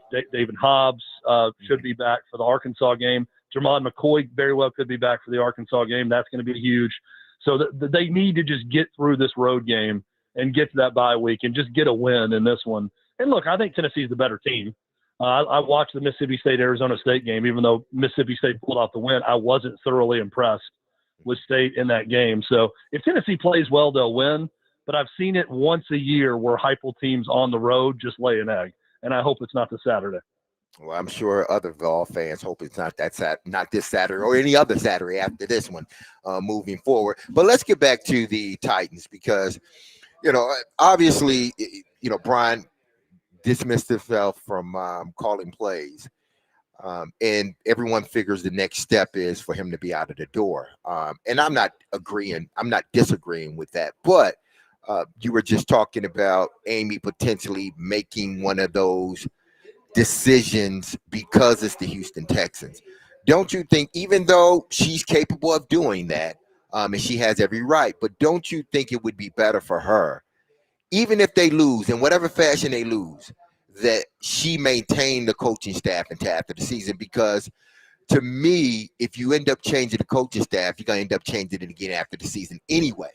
So just continue to go with the coaching staff that you have, knowing that now we're looking for his predecessor. Yeah, look, I think that I don't think Brian Callahan is cut out to be a head coach in the NFL. Mm-hmm. So I think if you just move, let's say Mike McCoy, who's an analyst or whatever he does, move him in, just trade it out, right? Like keep the coaching staff intact. Bill Callahan may very well leave. I don't know how he would react if his son was fired midseason. But let's say that Bill Callahan stays to fill out his contract. You get rid of Brian Callahan, you bring in Mike McCoy, and I just feel like at that point, and I'm going to give Brian Callahan a chance without the play calling duties to show that he can manage a football game and that he can, get the kicking ball out there after 2 timeouts, little things like that he can manage to do when he's not calling plays.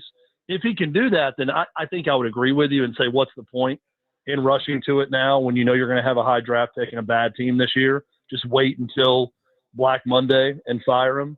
But I do think if you continue to see the same operational problems we have with Brian Callahan, where he's clearly hurting the players' chances at winning, then I think you got to make a swap, get Mike McCoy in there, a guy who's done it before, let him be the head coach, keep the staff intact. I'm with you. Let Bo Hardegree continue to call plays. Don't mess anything up with that. But I think, Derek, the biggest problem I have with all this is no one really knows what anyone does anymore with the Titans organization. There's no singular voice. Again, you've got 5 different coaches talking to the quarterback. Bo Hardegree is one of them. Holtz is one of them. Callahan was one of them. And that sort of goes to the front office. Is it Borgonzi? Is it Brinker? There's confusion on that. The Titans need to get back to being under one singular voice. They have not been that since the very early days of John Robinson and Mike Vrabel when they were both on the same page. I just want to get back to that at some point. Now, are you worried about T'Vondre Sweat moving forward? Willie and I and Adam, we've talked about this, and Willie and I really were concerned because of the, him not being able to condition the way he needs to condition. And if you do bring him back after 4 or 5 weeks, will he be in condition to go out there on the field and give you 100%? That's what I'm concerned about, his weight, the weight issue. Is there any concern for you with T'Vondre Sweat being out? I am very concerned about an almost 400-pound man and his conditioning. Yes, just like you. I have issues with that. Look, when the guy's that big, and we knew coming in, like, hey, he's big, but he's explosive. He's big, but he's athletic. Well, he's really big. So my biggest question with a really big guy is, can you be available to the team? Can you stay healthy enough to play? And it's not been a case with T'Vondre Sweat. So certainly I'm very concerned about that. Because what we want to see with all these guys now, especially the younger players in the roster, it's an evaluation period. We're not going to get to see that with Jarvis Brownlee after he was traded, but these younger players in the roster, I want to see them out there active, playing the game, so at least Mike Borgonzi or whoever can get a really good, thorough evaluation of what they look like in NFL games, because that's going to be huge moving forward. And every week that T'Vondre Sweat can't play, it's a lost opportunity to further evaluate him to see what he can do in this league and see what he could do for the Titans. And I think that's a shame. We're talking to Chad Withrow, Hot Mike with Hutton and Withrow. So, Chad, big showdowns this week in the SEC. If I'd had told you after the day after, let's just say you and I are chatting on Labor Day, and I say, Chad, what a debacle by Alabama. They stunk it out. Everybody is up in arms. They're not hustling. They're soft. All of these things. That Alabama would be a 2.5-point underdog at Georgia. Would that have surprised you on Labor Day? Yes. Yeah, I mean, on Labor Day, I think I would have said it probably been 9 or 10, the way Alabama looked. And look, I mean, I think two things here on that point spread. One, Alabama's looked a lot better, since that game. They've played one somewhat relevant opponent in Wisconsin. We'll see how good Wisconsin is. They may be 2-10 or 3-9 at the end of the year, but they tore Wisconsin up and did whatever they wanted. And I think, too, Georgia, in credit to Tennessee, and it's a hostile environment, and they won in Knoxville, which is never easy to do, especially when Tennessee is good, but they look mortal, right? I mean, we saw Tennessee carve them up offensively. We saw Alabama a year ago carve them up offensively. I mean, Alabama was up 28 points, and then Georgia went on a big kick. I think they led 33-32, or 34-33 in that game. Then the Ryan Williams touchdown, they get the 2-point conversion, and Bama wins at 41-34. So I think it's a lot of history playing into it. What we saw against Tennessee defensively for Georgia, what we saw against Alabama a year ago defensively in Kalen DeBoer's offense, and the fact that Kirby Smart's 1-6 against Alabama. I mean, he has beaten up everybody in the league, everybody except the Crimson Tide. I'm curious about that stat for sure. Okay, let's look at LSU, Ole Miss. Intriguing to me. LSU has got that really high ranking. And I'm looking at their wins, and I'm like, okay, yeah, good win against Clemson. But I think this is a great test. It's almost to pick them, right? And so I think we're going to find out a lot about LSU in this game. Yeah, we're going to find out a lot about Brian Kelly's patience, too, after the game if they win, and he gets questioned about the offense again after he went off on the reporter. Oh, stop it. No, really? This is the first question, really? Yeah, it's the first question. Garrett Nussmeier hasn't looked good. Right? I mean, we're talking a lot about Arch Manning. Go look at the preseason Heisman odds. Garrett Nussmeier was right there with Arch Manning. He's been pedestrian as a quarterback. And LSU wants to throw the football first and foremost. I think it's a mistake. I said it on the show today. Ole Miss is bad against the run. They're giving up 5.5 yards per carry, and they have not played that tough of a schedule so far.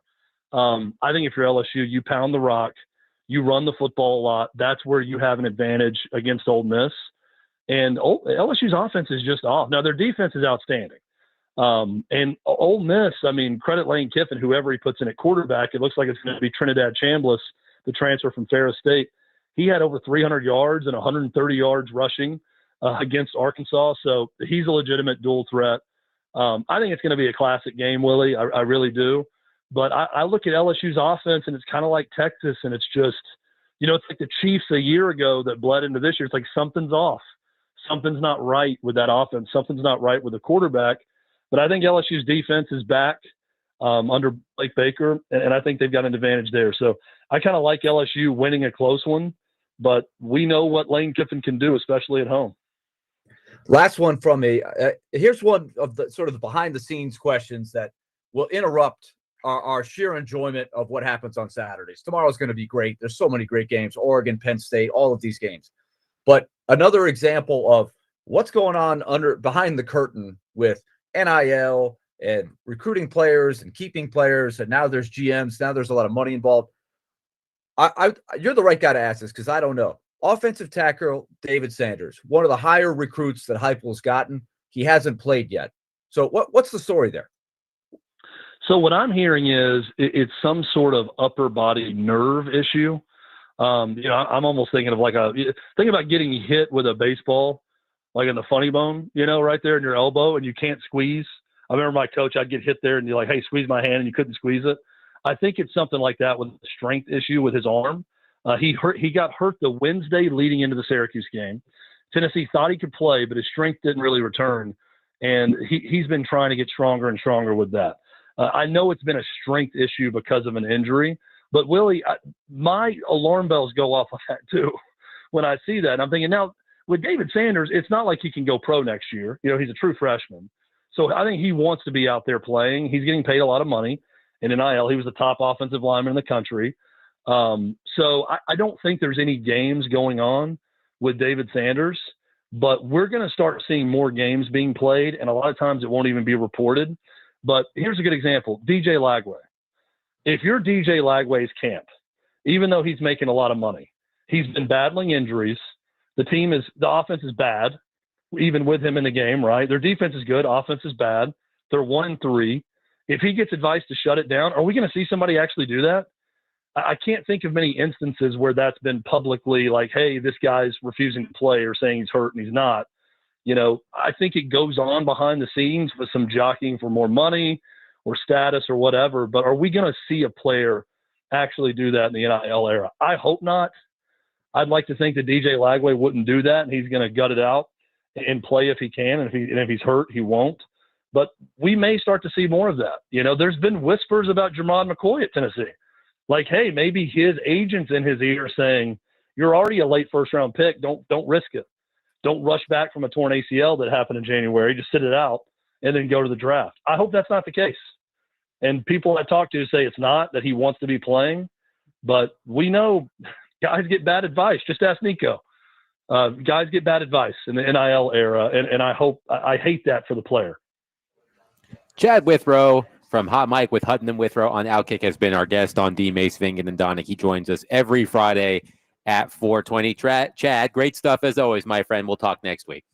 All right. Thanks, guys. Have a great weekend. You as well. Chad Withrow on the program. 615-737-1025. We will get to your reaction coming up next. Your thoughts on Tennessee Titans, the weekend ahead in college football. However you want to take it, you let us know. Call us, text us, 615-737-1025. A reminder, speaking of that number, that Ask D-Mace starts at 5 o'clock. So if you have a question for Derek, you can get it in on our text line right now at 615-737-1025. You can also call at 5 o'clock. Our show is proudly presented by Bax Homeworks. Bax Homeworks transforms kitchens, bathrooms, and living spaces into places you can't wait to come home to. Get a free estimate now at baxhomeworks.com.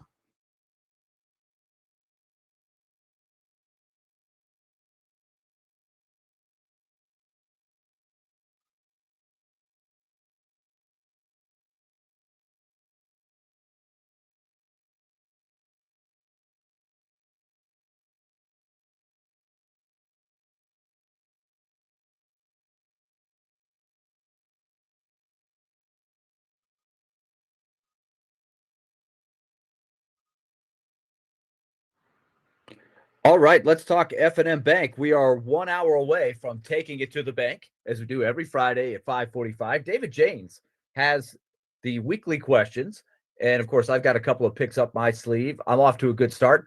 Be listening at 5:45, and we will make our picks for the weekend. And it's brought to you by F&M Bank. You may have checked out or maybe even drove over to Clarksville to watch the Predators prospect game, the showcase game. And it was at F&M Bank Arena over in Clarksville. So they have a huge presence over in Clarksville.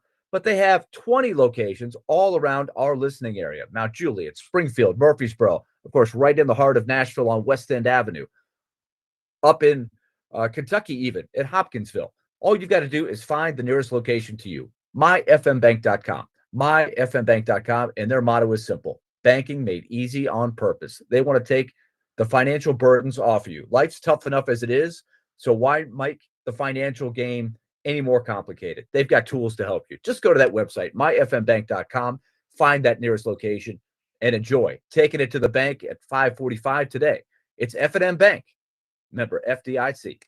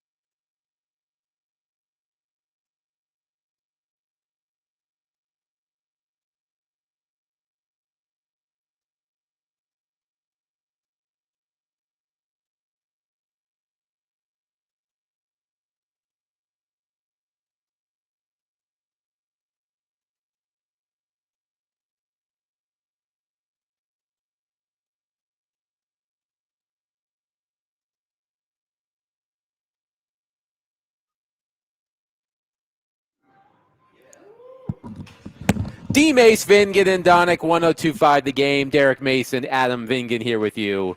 Willie Donick has departed. He is up at his son's college for parents weekend, so he's going to go off and do dad things for the weekend. We will welcome Willie Donick back on Monday when we will be live at the Circus Sportsbook Kentucky, as we have been for the past few Mondays, reacting to the Tennessee Titans game against the Houston Texans on Sunday. Your reaction, 615-737-1025. You can take it anywhere you want to go. One texter during our segment with Chad Withrow says this about the Amy Adams Strunk factor in Houston. That has been said on every show on 102.5. Titans fans don't care about Houston more than any other division member. Texter, we're not talking about Titans fans caring about Houston more. We're talking about the owner of the local professional football team caring more about Houston than any other division member. If you are a historian, I should say, of the Tennessee Titans / Oilers franchise, you know that there is no love lost between the Adams family and the city of Houston. Again, I know I've jokingly said this a couple of times over the past couple of days. Jeffrey Simmons said after the game last season in Houston, when the Titans beat the Texans, that Amy Adams Strunk had tears in her eyes following a win by her then 3-8 football team against the Houston Texans in an otherwise meaningless game for the Tennessee Titans. It was enough to make Amy Adams-Strunk cry, I suppose. And we know, well, we don't know this. Let me rephrase that. We assume that if the Titans go to Houston, where the Texans are also 0-3, their season is also hanging by a thread. The Texans, by the way, are the last team to start a season 0-3 and make the playoffs. So their season is hanging by a thread. The Texans are a more talented team than the Titans. And Amy Adams-Strunk, she still lives in the Houston area. She's not based here. Am I wrong about that? Yeah, she still lives in Houston. So I'm sure she doesn't want to have to go out on Monday knowing that her team got embarrassed in her hometown. So I am not 100% convinced that if the Titans lose on Sunday, that something bad is going to happen to somebody who works for the Tennessee Titans. But I am not going to completely rule it out. So it's not about Titans fans, Texter, not caring about the Texans more than the Colts or the Jaguars. It's the fact that the owner seems to care more about the Texans than the Colts and the Jaguars. Yeah, it's a family thing. Whether it was her dad, while he was here, or her now. They just don't like the city of Houston. In particular, the Houston Texans. I'm not going to say they hate the city of Houston, but I mean, they didn't build their dad a stadium. So there's some animosity there. But I think the big, a lot of it is pointed toward, the franchise, the Houston franchise. So she look at this game, or anybody, I would just assume anybody that cares about the team on the Adams side look at, a Houston game a little bit different. Yeah, they want to win all of them. That's just like, Michigan State. We want to win all our games, but we definitely want to beat Michigan for sure. And that's how she is. And I think that's how any other family member is that is closely tied to this organization, that, yes, we want to win all games, but we want to win definitely want to win that Houston game when we play them twice a year. So, fans, they're not, to them, it's just win a game, period, regardless of who it is.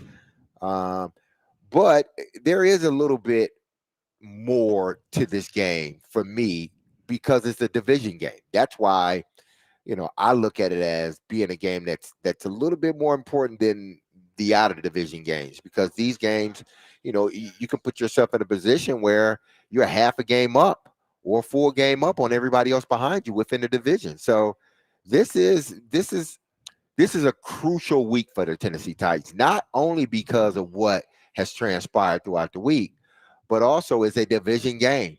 And all of that happened the first 3 weeks of the season, if you can get a division game early, that kind of levels the playing field once again. Daniel on our text line says, the only thing I'm worried about on Sunday is not getting Cam Ward hit and sacked 10 plus times. By the way, Brian Callahan said today that Ali Udoh is going to start at right tackle. Ooh. John Ojukwu is expected to be scratched. So Ali Udoh will start at right tackle in place of J.C. Latham, whose hip injury continues to bother him. And Kevin Zeitler will be in the lineup as well at right guard. One update on J.C. Latham from our friend Teron Davenport. He said earlier on X, quote, Brian Callahan said the J.C. Latham injury is the same he had during training camp. The injury apparently won't need a procedure. The Titans are playing the long game with the injury and trying to make sure it's fully healed before he comes back and possibly aggravates it again. Well, that's a smart move. You look like a team that isn't going many places after the season outside of, vacation or something. And that's unfortunate, but I'm just looking at it for what it is and how I see the roster. So playing the long game with your, future, who you hope to be your future right tackle, is a smart thing to do. Because again, it's not like you guys are 3-0 and everything seems to be looking up and you need to get him back to sustain. No, you guys are 0-3 and it doesn't look good going into this Houston game. So, however, much time JC needs to be healthy, let him take it because there's no reason to rush him back and have him playing less than 100%. 615-737-1025. Our phone and text lines are driven by WilsonCountyHyundai.com. Derek and I are live at Jimmy Kelly Steakhouse in Midtown.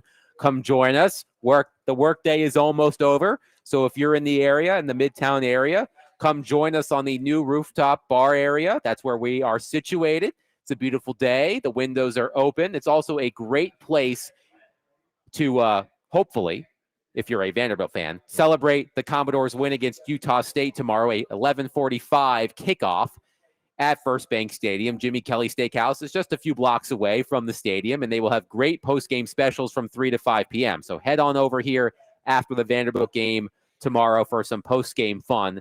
And speaking of fun, it is nearly 5 o'clock on Friday, which means it's time for Ask D-Mace. So call us, text us, 615-737-1025. If you have a question for Derek, now is the time to call us and text us at 615-737-1025.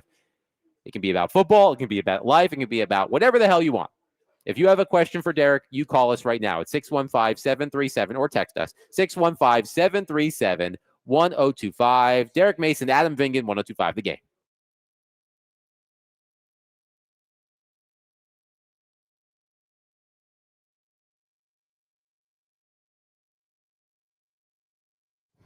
Derek Mason here, and if you've injured yourself in a motorcycle accident, go to lawtigers.com for your free case evaluation. Even if your accident was months ago, you have nothing to lose by calling Law Tigers for a free case evaluation. If I didn't say it again, if I said it once, I'm going to say it twice. Insurance companies want to pay as little as possible or nothing at all. That's what they do. But Law Tigers make sure you get the compensation you deserve. It doesn't get paid until your case has been settled up. They understand how much your bike gear is worth to you. So they will get it all repaired or better yet, replaced. Law Tigers is the resource the motorcycle community turns to when in need. So whether it's to support you at an event or if they see you broken down on the side of the road, with Law Tigers, you'll never ride alone. So call 1-800-LAW-TIGERS or visit lawtigers.com.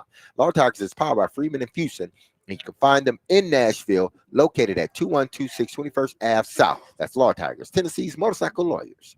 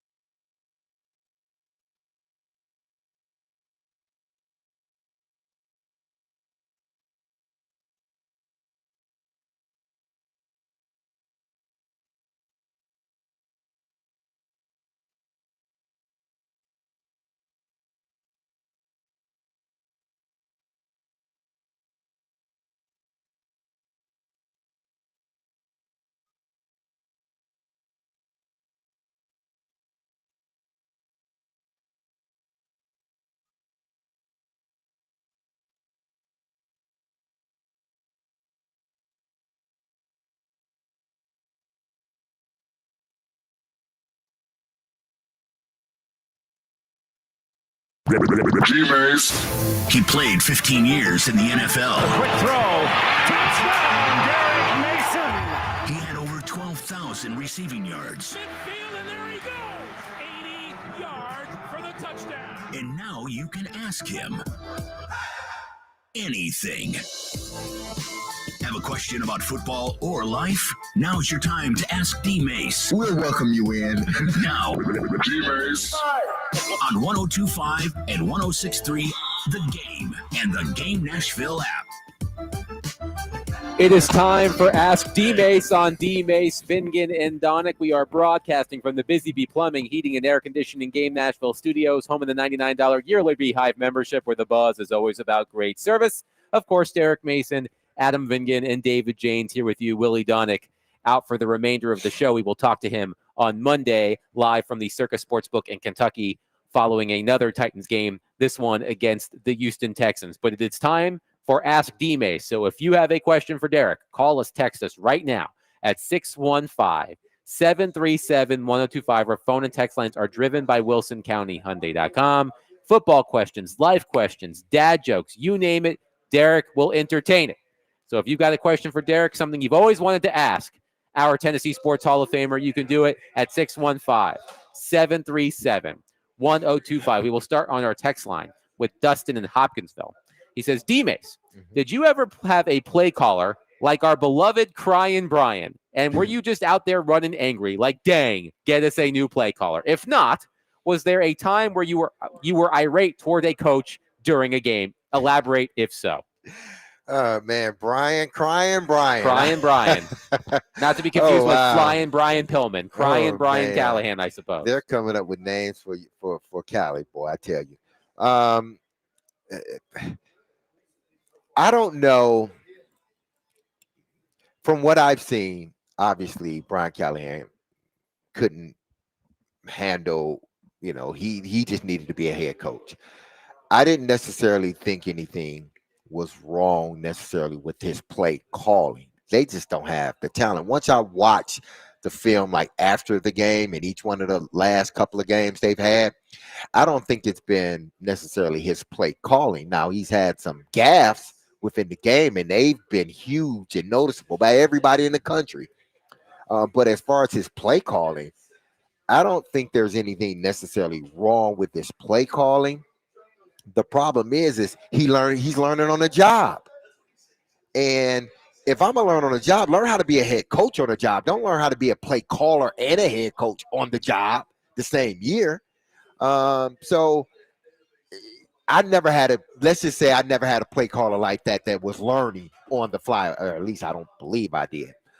Because all of the play callers that I was involved with in the pros that have been, play callers for some years. So I haven't experienced that. But yeah, I've experienced, you use the word irate. Mm-hmm. I remember plenty of times getting in heated matches with the offensive coordinator. Our offensive coordinator wasn't our head coach, but even at the time when Billick was the head coach and he took over the play calling duties. Every once in a while I'll get into it with him, but that's a part of football. That's a part of team sport, especially during the day of the game. Everybody's, emotions are running high, and everybody ain't gonna see things eye to eye every minute of the game. So I've had my, harsh debates with head coaches or offensive coordinators. One texter says, if you had your choice between firing either Amy Adams Strunk or Brian Callahan in order to make the football team better, who would you rather fire and why? Oh, quick. I mean, that's not even, I don't even have to think about that. It was Brian Callahan. Listen, y'all may not, there are some people that may not like Amy because of the firing and hiring she's been doing and her not spending, the bulk of her time here in Nashville. But listen, that organization needed some life to be breathed in it. And when she took full control or majority control over the Tennessee Titans, she did just that. They were winning as well, too. But she made that an environment, a place to go to, the facility, everything else. She made the former players feel welcome. in the building. So I know the team at this point in time isn't winning on the field, and I know, Amy has made some decisions within the last 5 years or 6 years that, in hindsight, not to say she shouldn't have did it, but maybe she should have waited in doing them after the season. But make no mistake, when she took over to now, she's made this organization internally, I believe, for the players. I think she's made it better than what it was prior to her taking full control. Now, she has to get back to her winning. The team has to get back to its winning ways. But from what I knew of the franchise before she took it over, it's in a much better place. They just need to start winning, because the last 3 years, going on 3 years now, they have been doing anything but winning. We got a texter, and I assume this was for Ask D-Mace, but Matt texted, is there any scenario this year where Amy considers selling the team? No owner is really ever going to consider selling the team. Think about the last owner who left the NFL, Dan Snyder, right? He was forced out. It took a congressional investigation for Dan Snyder to be exiled from the NFL. I can't imagine a scenario where Amy Adams Strunk willingly sells the team that's been in her family for how long?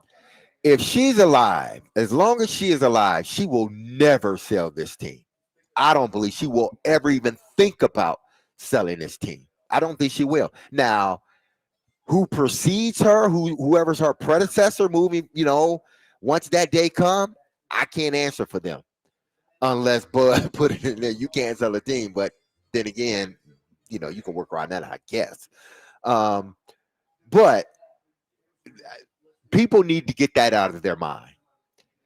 There was an opportunity for this team to be sold back when, and she didn't take it.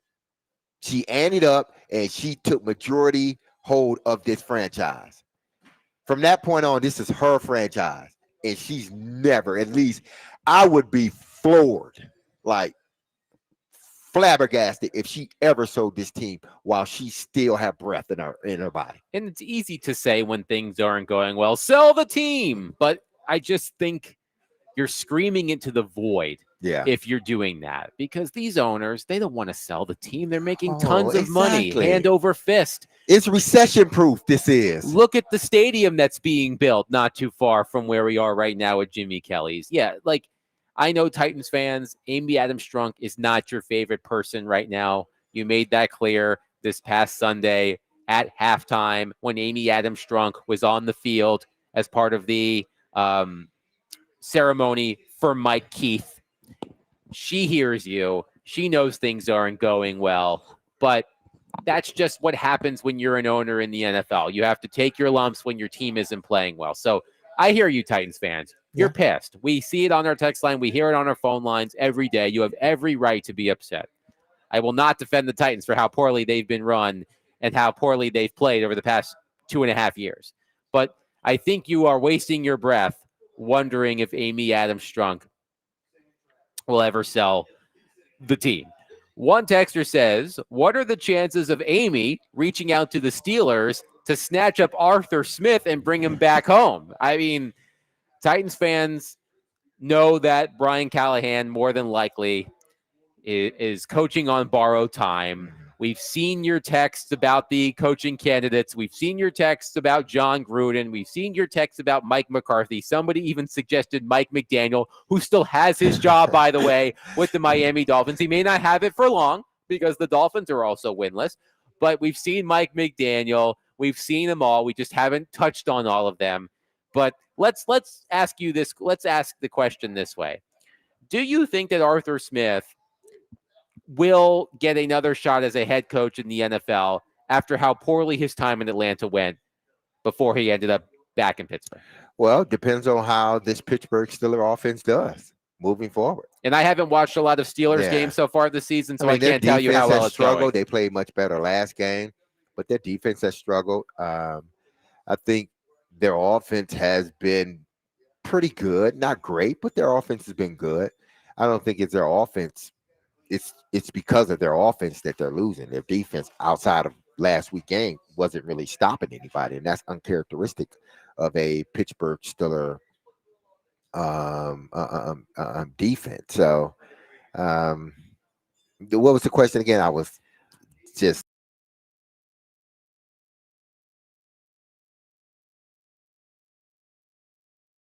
the coaching vacancy. I'm not going to say completely say no.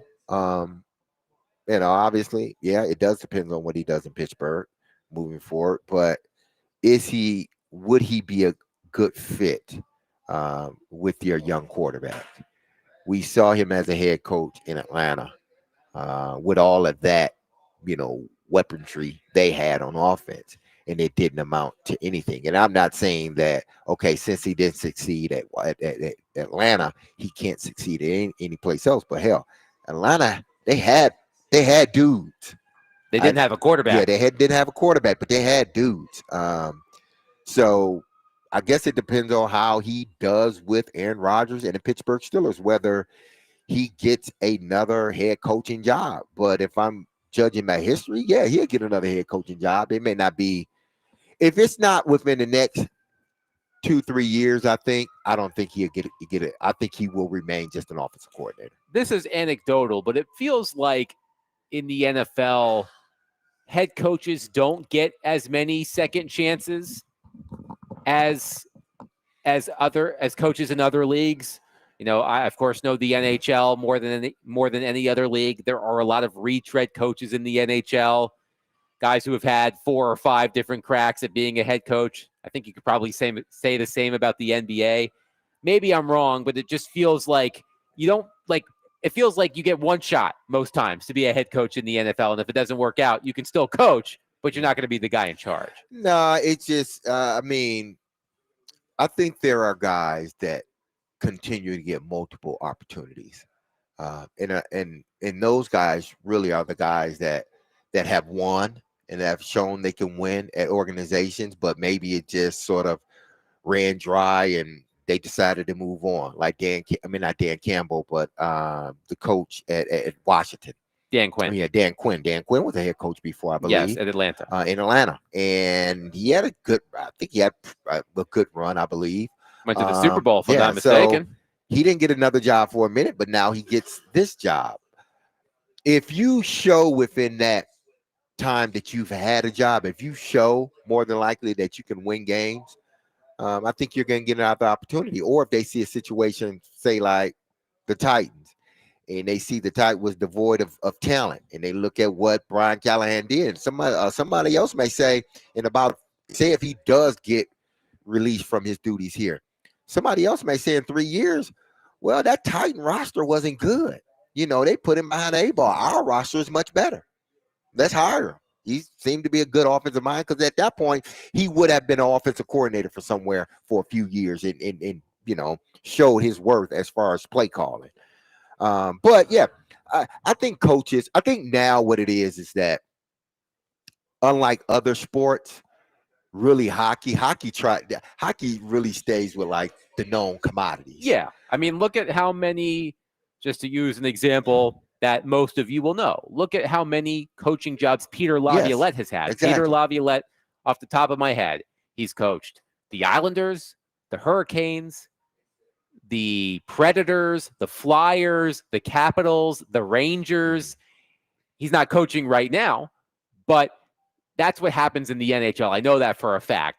The same handful of coaches get the same opportunities over and over. And again, I feel like it's the same in the NBA. I don't know that to be sure, but it feels like it is. Okay, so David says it is. So like it just, those sports are different than the NFL. I feel like the NFL, you're looking for the next big thing. Versus, well, that it's not it's you're looking for the next big young thing. Yes. Like you're looking for the next young head coach in the making. That's what you're looking for. The NFL has sort of turned its eyes toward the brilliant, youthful play caller, and as long as he can call plays, maybe he can be a head coach too. But that's not really why we are hiring him. We are hiring him because he really can call plays, and he's not going to come to us just as an offensive coordinator. He can there's no lateral movements here.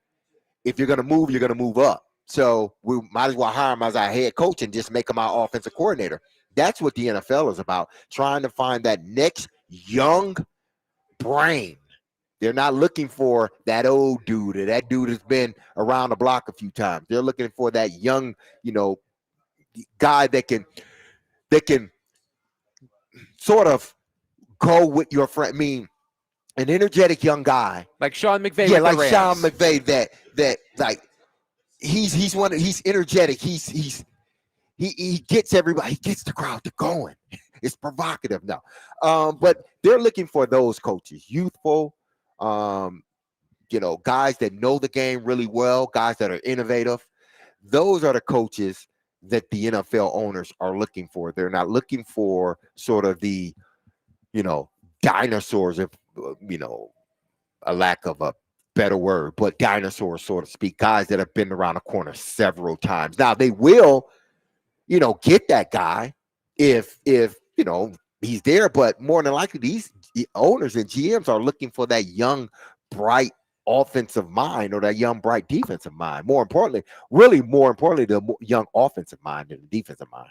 If you have a question for Derek, 615-737-1025. Call us, text us at 615-737-1025. One texter says, Derek, would you consider coaching in some form with the Titans?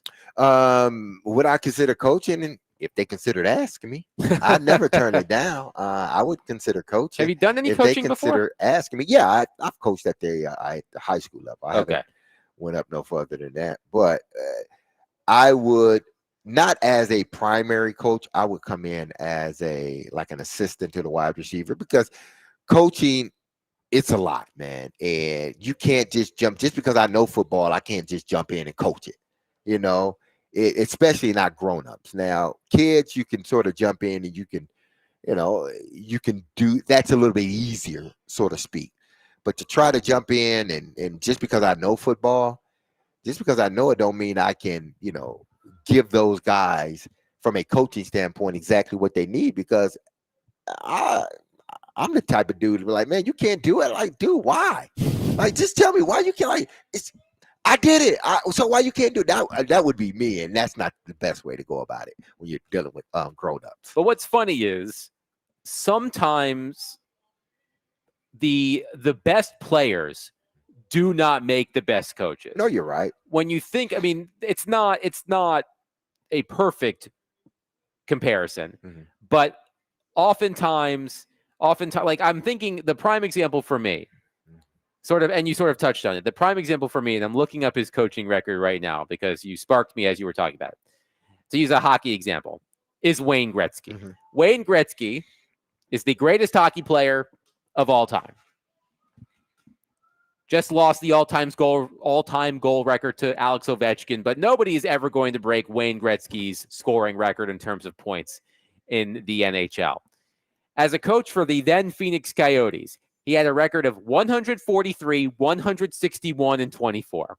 And I think part of the issue for Wayne Gretzky as head coach of the then Phoenix Coyotes is, to your point, like if a player is struggling, Wayne Gretzky can't say, how come you can't do that? Like, Wayne, nobody can do what you do.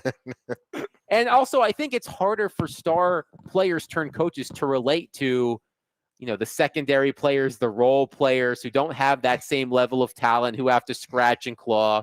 So sometimes I do think that the most successful players turned coaches don't always turn out to be the best coaches. It's not perfect, but I have noticed You that. know why? Because the best, like those guys, there's a arrogance about them, and there's this bravado that they have, but it's not to a point, and I'm relating it to like coaching now. It's not just coaching X and O's. You got to deal with it's gotten like these. When you talk about a receiver being a diva, I mean, back in the day, diva was funny. It was, the guy just wants the football and yada, yada, yada. Now it's more than that. The guy wants the football. He's not getting the football. Then he wants a trade. He's making it public. Then he going on IG or X and putting out all these cryptic messages and all that other stuff. See, I would be a coach and I would ask why? Why do that? Like, just get your ass out there and play. Why do all it? Because I'm not used to that. Like, just get out there and play. You don't need those other antics and all that other stuff. Just go and play. Develop as a player. All that other stuff you're doing means nothing. But to them, it does. But that, like, as a guy that played, in the early 2000s, trying to be a coach now, it's like I'm not going to deal with it. One texter says Steve Nash and Jason Kidd, both top 10 point guards of all time, neither very successful as head coaches. That's sort of Jason Kidd has been. I mean, he was with the Dallas Mavericks. They went to, when he was there. He's still a coach, right? Yes. Yeah, they went to the finals. The finals, what, 2 years ago? That sounds right. Yeah, it was about 2 years ago. It's Jason not. Kidd's an excellent coach. It's not a perfect comparison. No, it's not. This is not to say that all highly successful athletes don't make good coaches, but I do think that there is a struggle there for those superstar athletes turned coaches to relate to players because, quite frankly, you're a superstar because what you can do, very few people It's can. like, why can't you do it? I'm telling you everything that you need to do. I'm telling you, why can't you get it done? Because when my coach told me everything I need, I did it. Like, right. I just went out there and did it. So why can't you do it? I think that would be the dilemma with me. And I would have to remember everybody can't get it done the way you got it done, or everybody can't get it done the way you want it done. 615-737-1025. We will continue Ask D-Mace coming up next. If you have a question for Derek, call us, text us now. 615-737-1025. Derek is patiently awaiting your question. 615-737-1025. Our show is presented by Bax Homeworks, which transforms kitchens, bathrooms, and living spaces into places you can't wait to come home to. Financing options are available to make your remodel easier than you think. With Bax Homeworks, you can get a free estimate right now at baxhomeworks.com.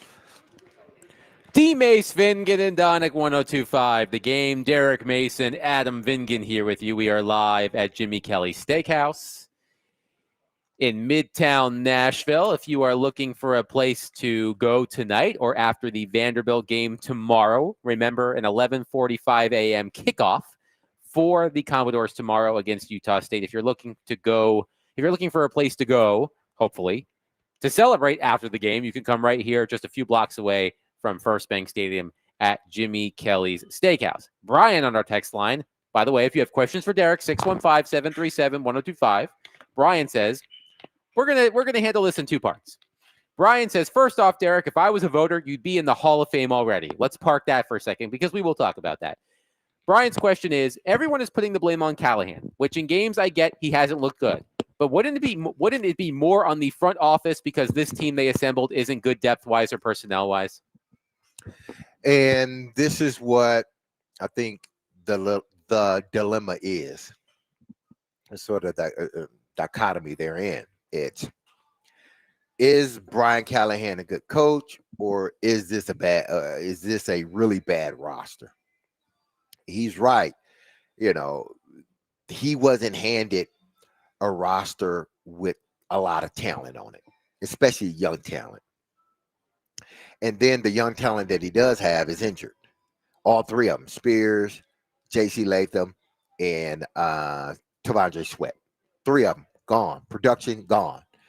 Young guys, under 25, no longer in the lineup because of the injury. So that is a question. Just like the quarterback or the offensive coordinator, sometimes you get too much of the blame, sometimes you get too much of the praise. The problem with Brian Callahan is that there has been instances in the game where he, by his decision alone, cost the team. Okay? And as a young head coach, you can't have too many of those. And he's had far too many for the Tennessee Titan fan. So that's why the heat is on Brian Callahan right now. Look, the team hasn't been good thus far. They've had a few bright spots here and there. Alec Almaner, DK has done well on special teams. Cam has looked good at times underneath center. Skoronsky is looking like an all-pro guard. But outside of that, they don't have much going. So you could spread the wealth around when it comes to blame. Yeah, you can do that. But ultimately, it boils down to the head coach and those that are above him. And eventually, if he doesn't get it done this year, eventually the Reaper will come calling for those other two guys. That's just how it is. Because if they fire Brian Callahan and they still don't win, best believe the next step is, the most logical step would be to then fire the GM and anybody else associated with that. I'm not calling for that now, but I'm just saying that, if you move away from Brian Callahan and you still have those same problems, then maybe it wasn't Brian Callahan alone. Let's get to the first point on Brian's text. So congratulations to you, Derek Mason. You were among 8 former members of the Tennessee Titans to be nominated for the Pro Football Hall of Fame class of 2026. It includes, of course, Steve McNair and Eddie George, Chris Johnson, Lorenzo Neal, Delaney Walker, Jarrell Casey, and Gary Anderson. Here's my question to you. Damn good players. Very. Here's my question to you. Who is going to be the first player, and correct me if I'm clearly missing somebody, who is going to be the first player inducted into the Pro Football Hall of Fame who is commonly associated with the Tennessee Titans? First name that comes to mind is Derrick Henry. Yeah. I mean, can you think of anybody else?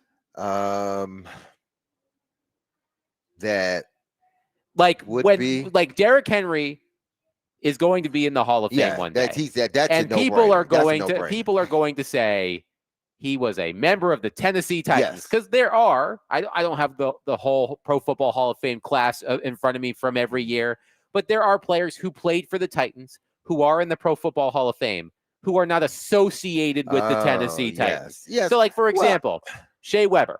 Shea Weber went into the Hockey Hall of Fame. Mhm. Shea Weber is the first player in the Hockey Hall of Fame who is associated with the Nashville Predators. He played for other teams. He played for the Canadiens, but people know Shea Weber from his time as a member of the Nashville Predators. So Derrick Henry's probably going to be that player unless there's somebody else I'm not thinking of. Because you got to figure, let's say he plays for another 2-3 years. Then he has to wait 5 years to be inducted, to qualify. So you're talking about 8 years from now. I would hope to think that someone that is closely associated with the Titans get nominated to the Hall of Fame by then, whether it's Steve, Eddie, myself, or whoever else is on that list. But if not, then yeah, I think Derrick Henry, depending on what he does this year, he may end up a first ballot. If they win the Super Bowl and before he retires, he may end up being the first ballot. And I wouldn't be surprised, not one bit.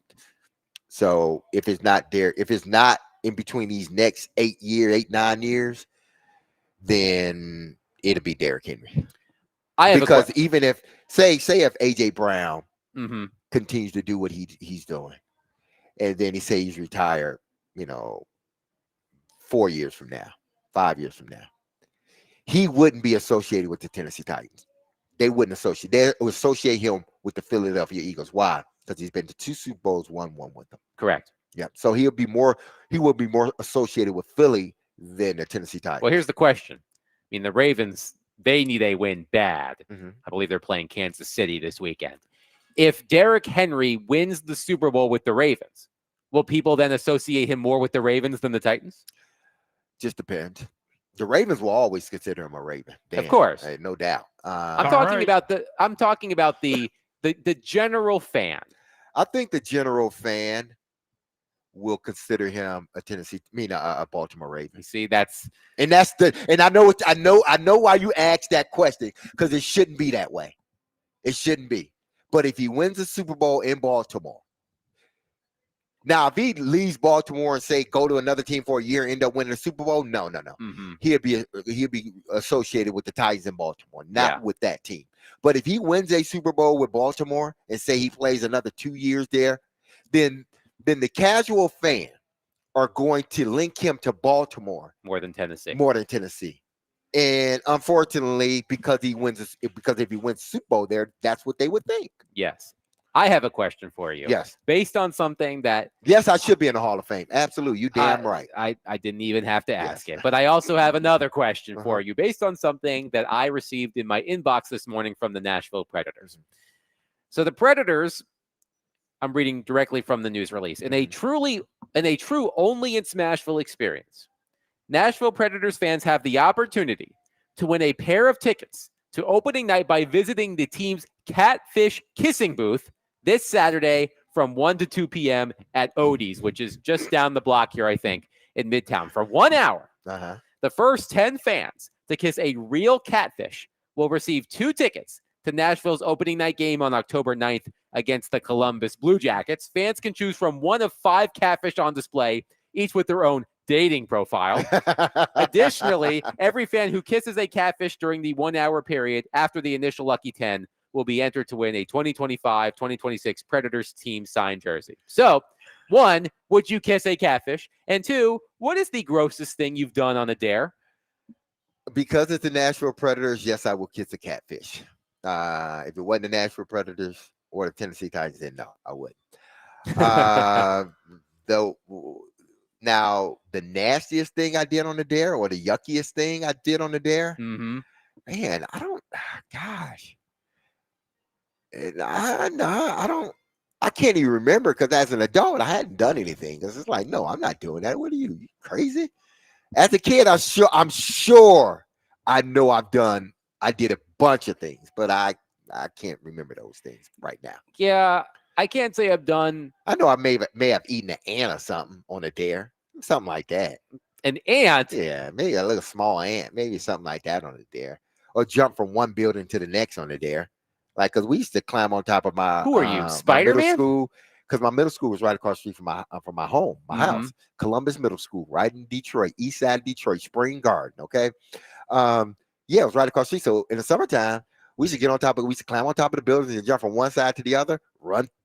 Well, some window was open. Somebody left the window open, so we would open up the window and run through the school. Just have fun.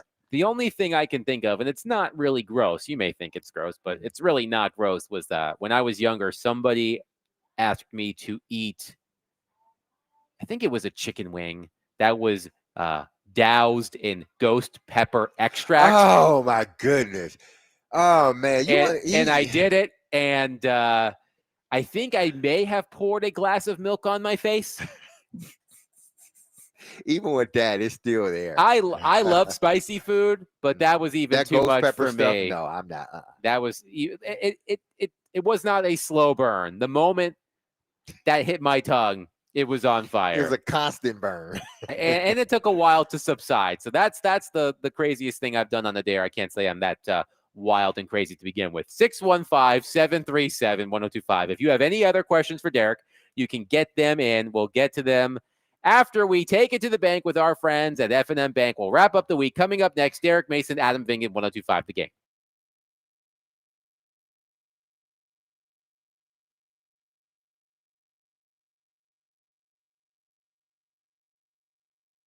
Happy Friday, everyone. This is Derek Mason, and you heard me tell you about Dr. Lodge and his staff over at Cool Springs MD for some time. If you set out to lose weight, chances are it's not your first time setting some type of goal to shed some extra pounds, only to face disappointment. But I got some news, and it's real good news, because at Cool Springs MD, Dr. Lodge and his team understands the frustration of this cycle, and that is why they offer a different approach to weight loss. Their comprehensive weight loss program is led by Dr. Jeffrey Lodge and addresses the root cause of weight gain with tailored nutrition, exercise, blood test supplements, and more. They will customize a program specific to you and you only. You know how I know? Because they did it for me, and I have dropped weight and I have maintained my weight. So I'm looking good, I'm feeling good, and you can be the same way. So connect with Dr. Lodge at CoolSpringsMD.com to schedule your appointment for a personalized weight loss plan just for you. That's Cool Springs MD, where your weight loss journey becomes a success story.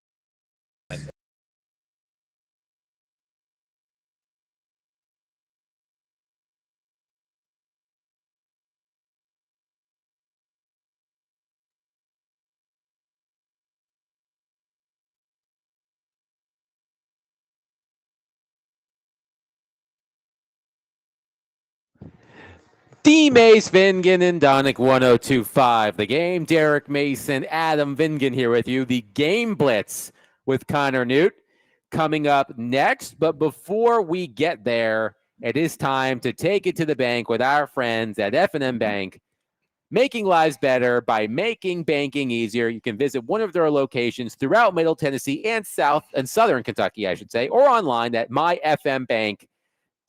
Before we make our selections for this week, let's recap our selections from last week. David James, if you please. All right, boys. So let me get my computer ready. I'm so sorry. So our two primary questions were over under 33% for third down conversions by the Titans. Now, Adam and I said over. Willie and D-Mace said under. And it was over. It was 35% for third down completions for the Titans. So me and Adam got a point for that. And also, we had 1.5 Titans players to exceed 20 miles per hour in the next gen stats. Now, D-Mace is the only one that said over, and the rest of us said under. I believe, and again, D-Mace, you could tell me if I'm wrong or not, but I believe no Titans player hit 20 miles per hour. Yeah. And so me, Adam, and Willie got points for that. Now, let's go to the next. Adam, you said the Colts will punt at least 2 times. After us bullying you, you decided to say 2 times. And they only punted once. So you didn't get a point from there. And you said Vandy minus 28.5. And that did happen. So you got a total of 7 points for 22 total points. Okay. There you go. And Willie, he said Miami beats Florida minus 7.5. That did happen. And that Cam Ward would have 1 interception. And he did. And so that's a total of 7 points for 30 total points. D-Mace, you know what, D-Mace? I wanted to save you for last, but unfortunately I can't. You had let me find it. Wow. An over. I had a You goose had egg. an over. You had an over. What didn't I hit? What didn't I hit? You didn't. So you said Purdue would cover against Notre Dame plus 25.5. They scored 26 points on them. And then you said Cam Ward would have 2 touchdowns. He only had 1. Okay, so Derek over. So 0 points for Derek. Zero points. He only threw a touchdown. You had 12 points last week. Now you have 12 points again. So you're constant, you know? You just consistent. How did you do last week, David? I said Diego Pavia would have 3 touchdowns. He only had 2. And then I said Memphis would beat Arkansas. Go Tigers, go. And they did. For a total of 7 points. So I had 23 total points.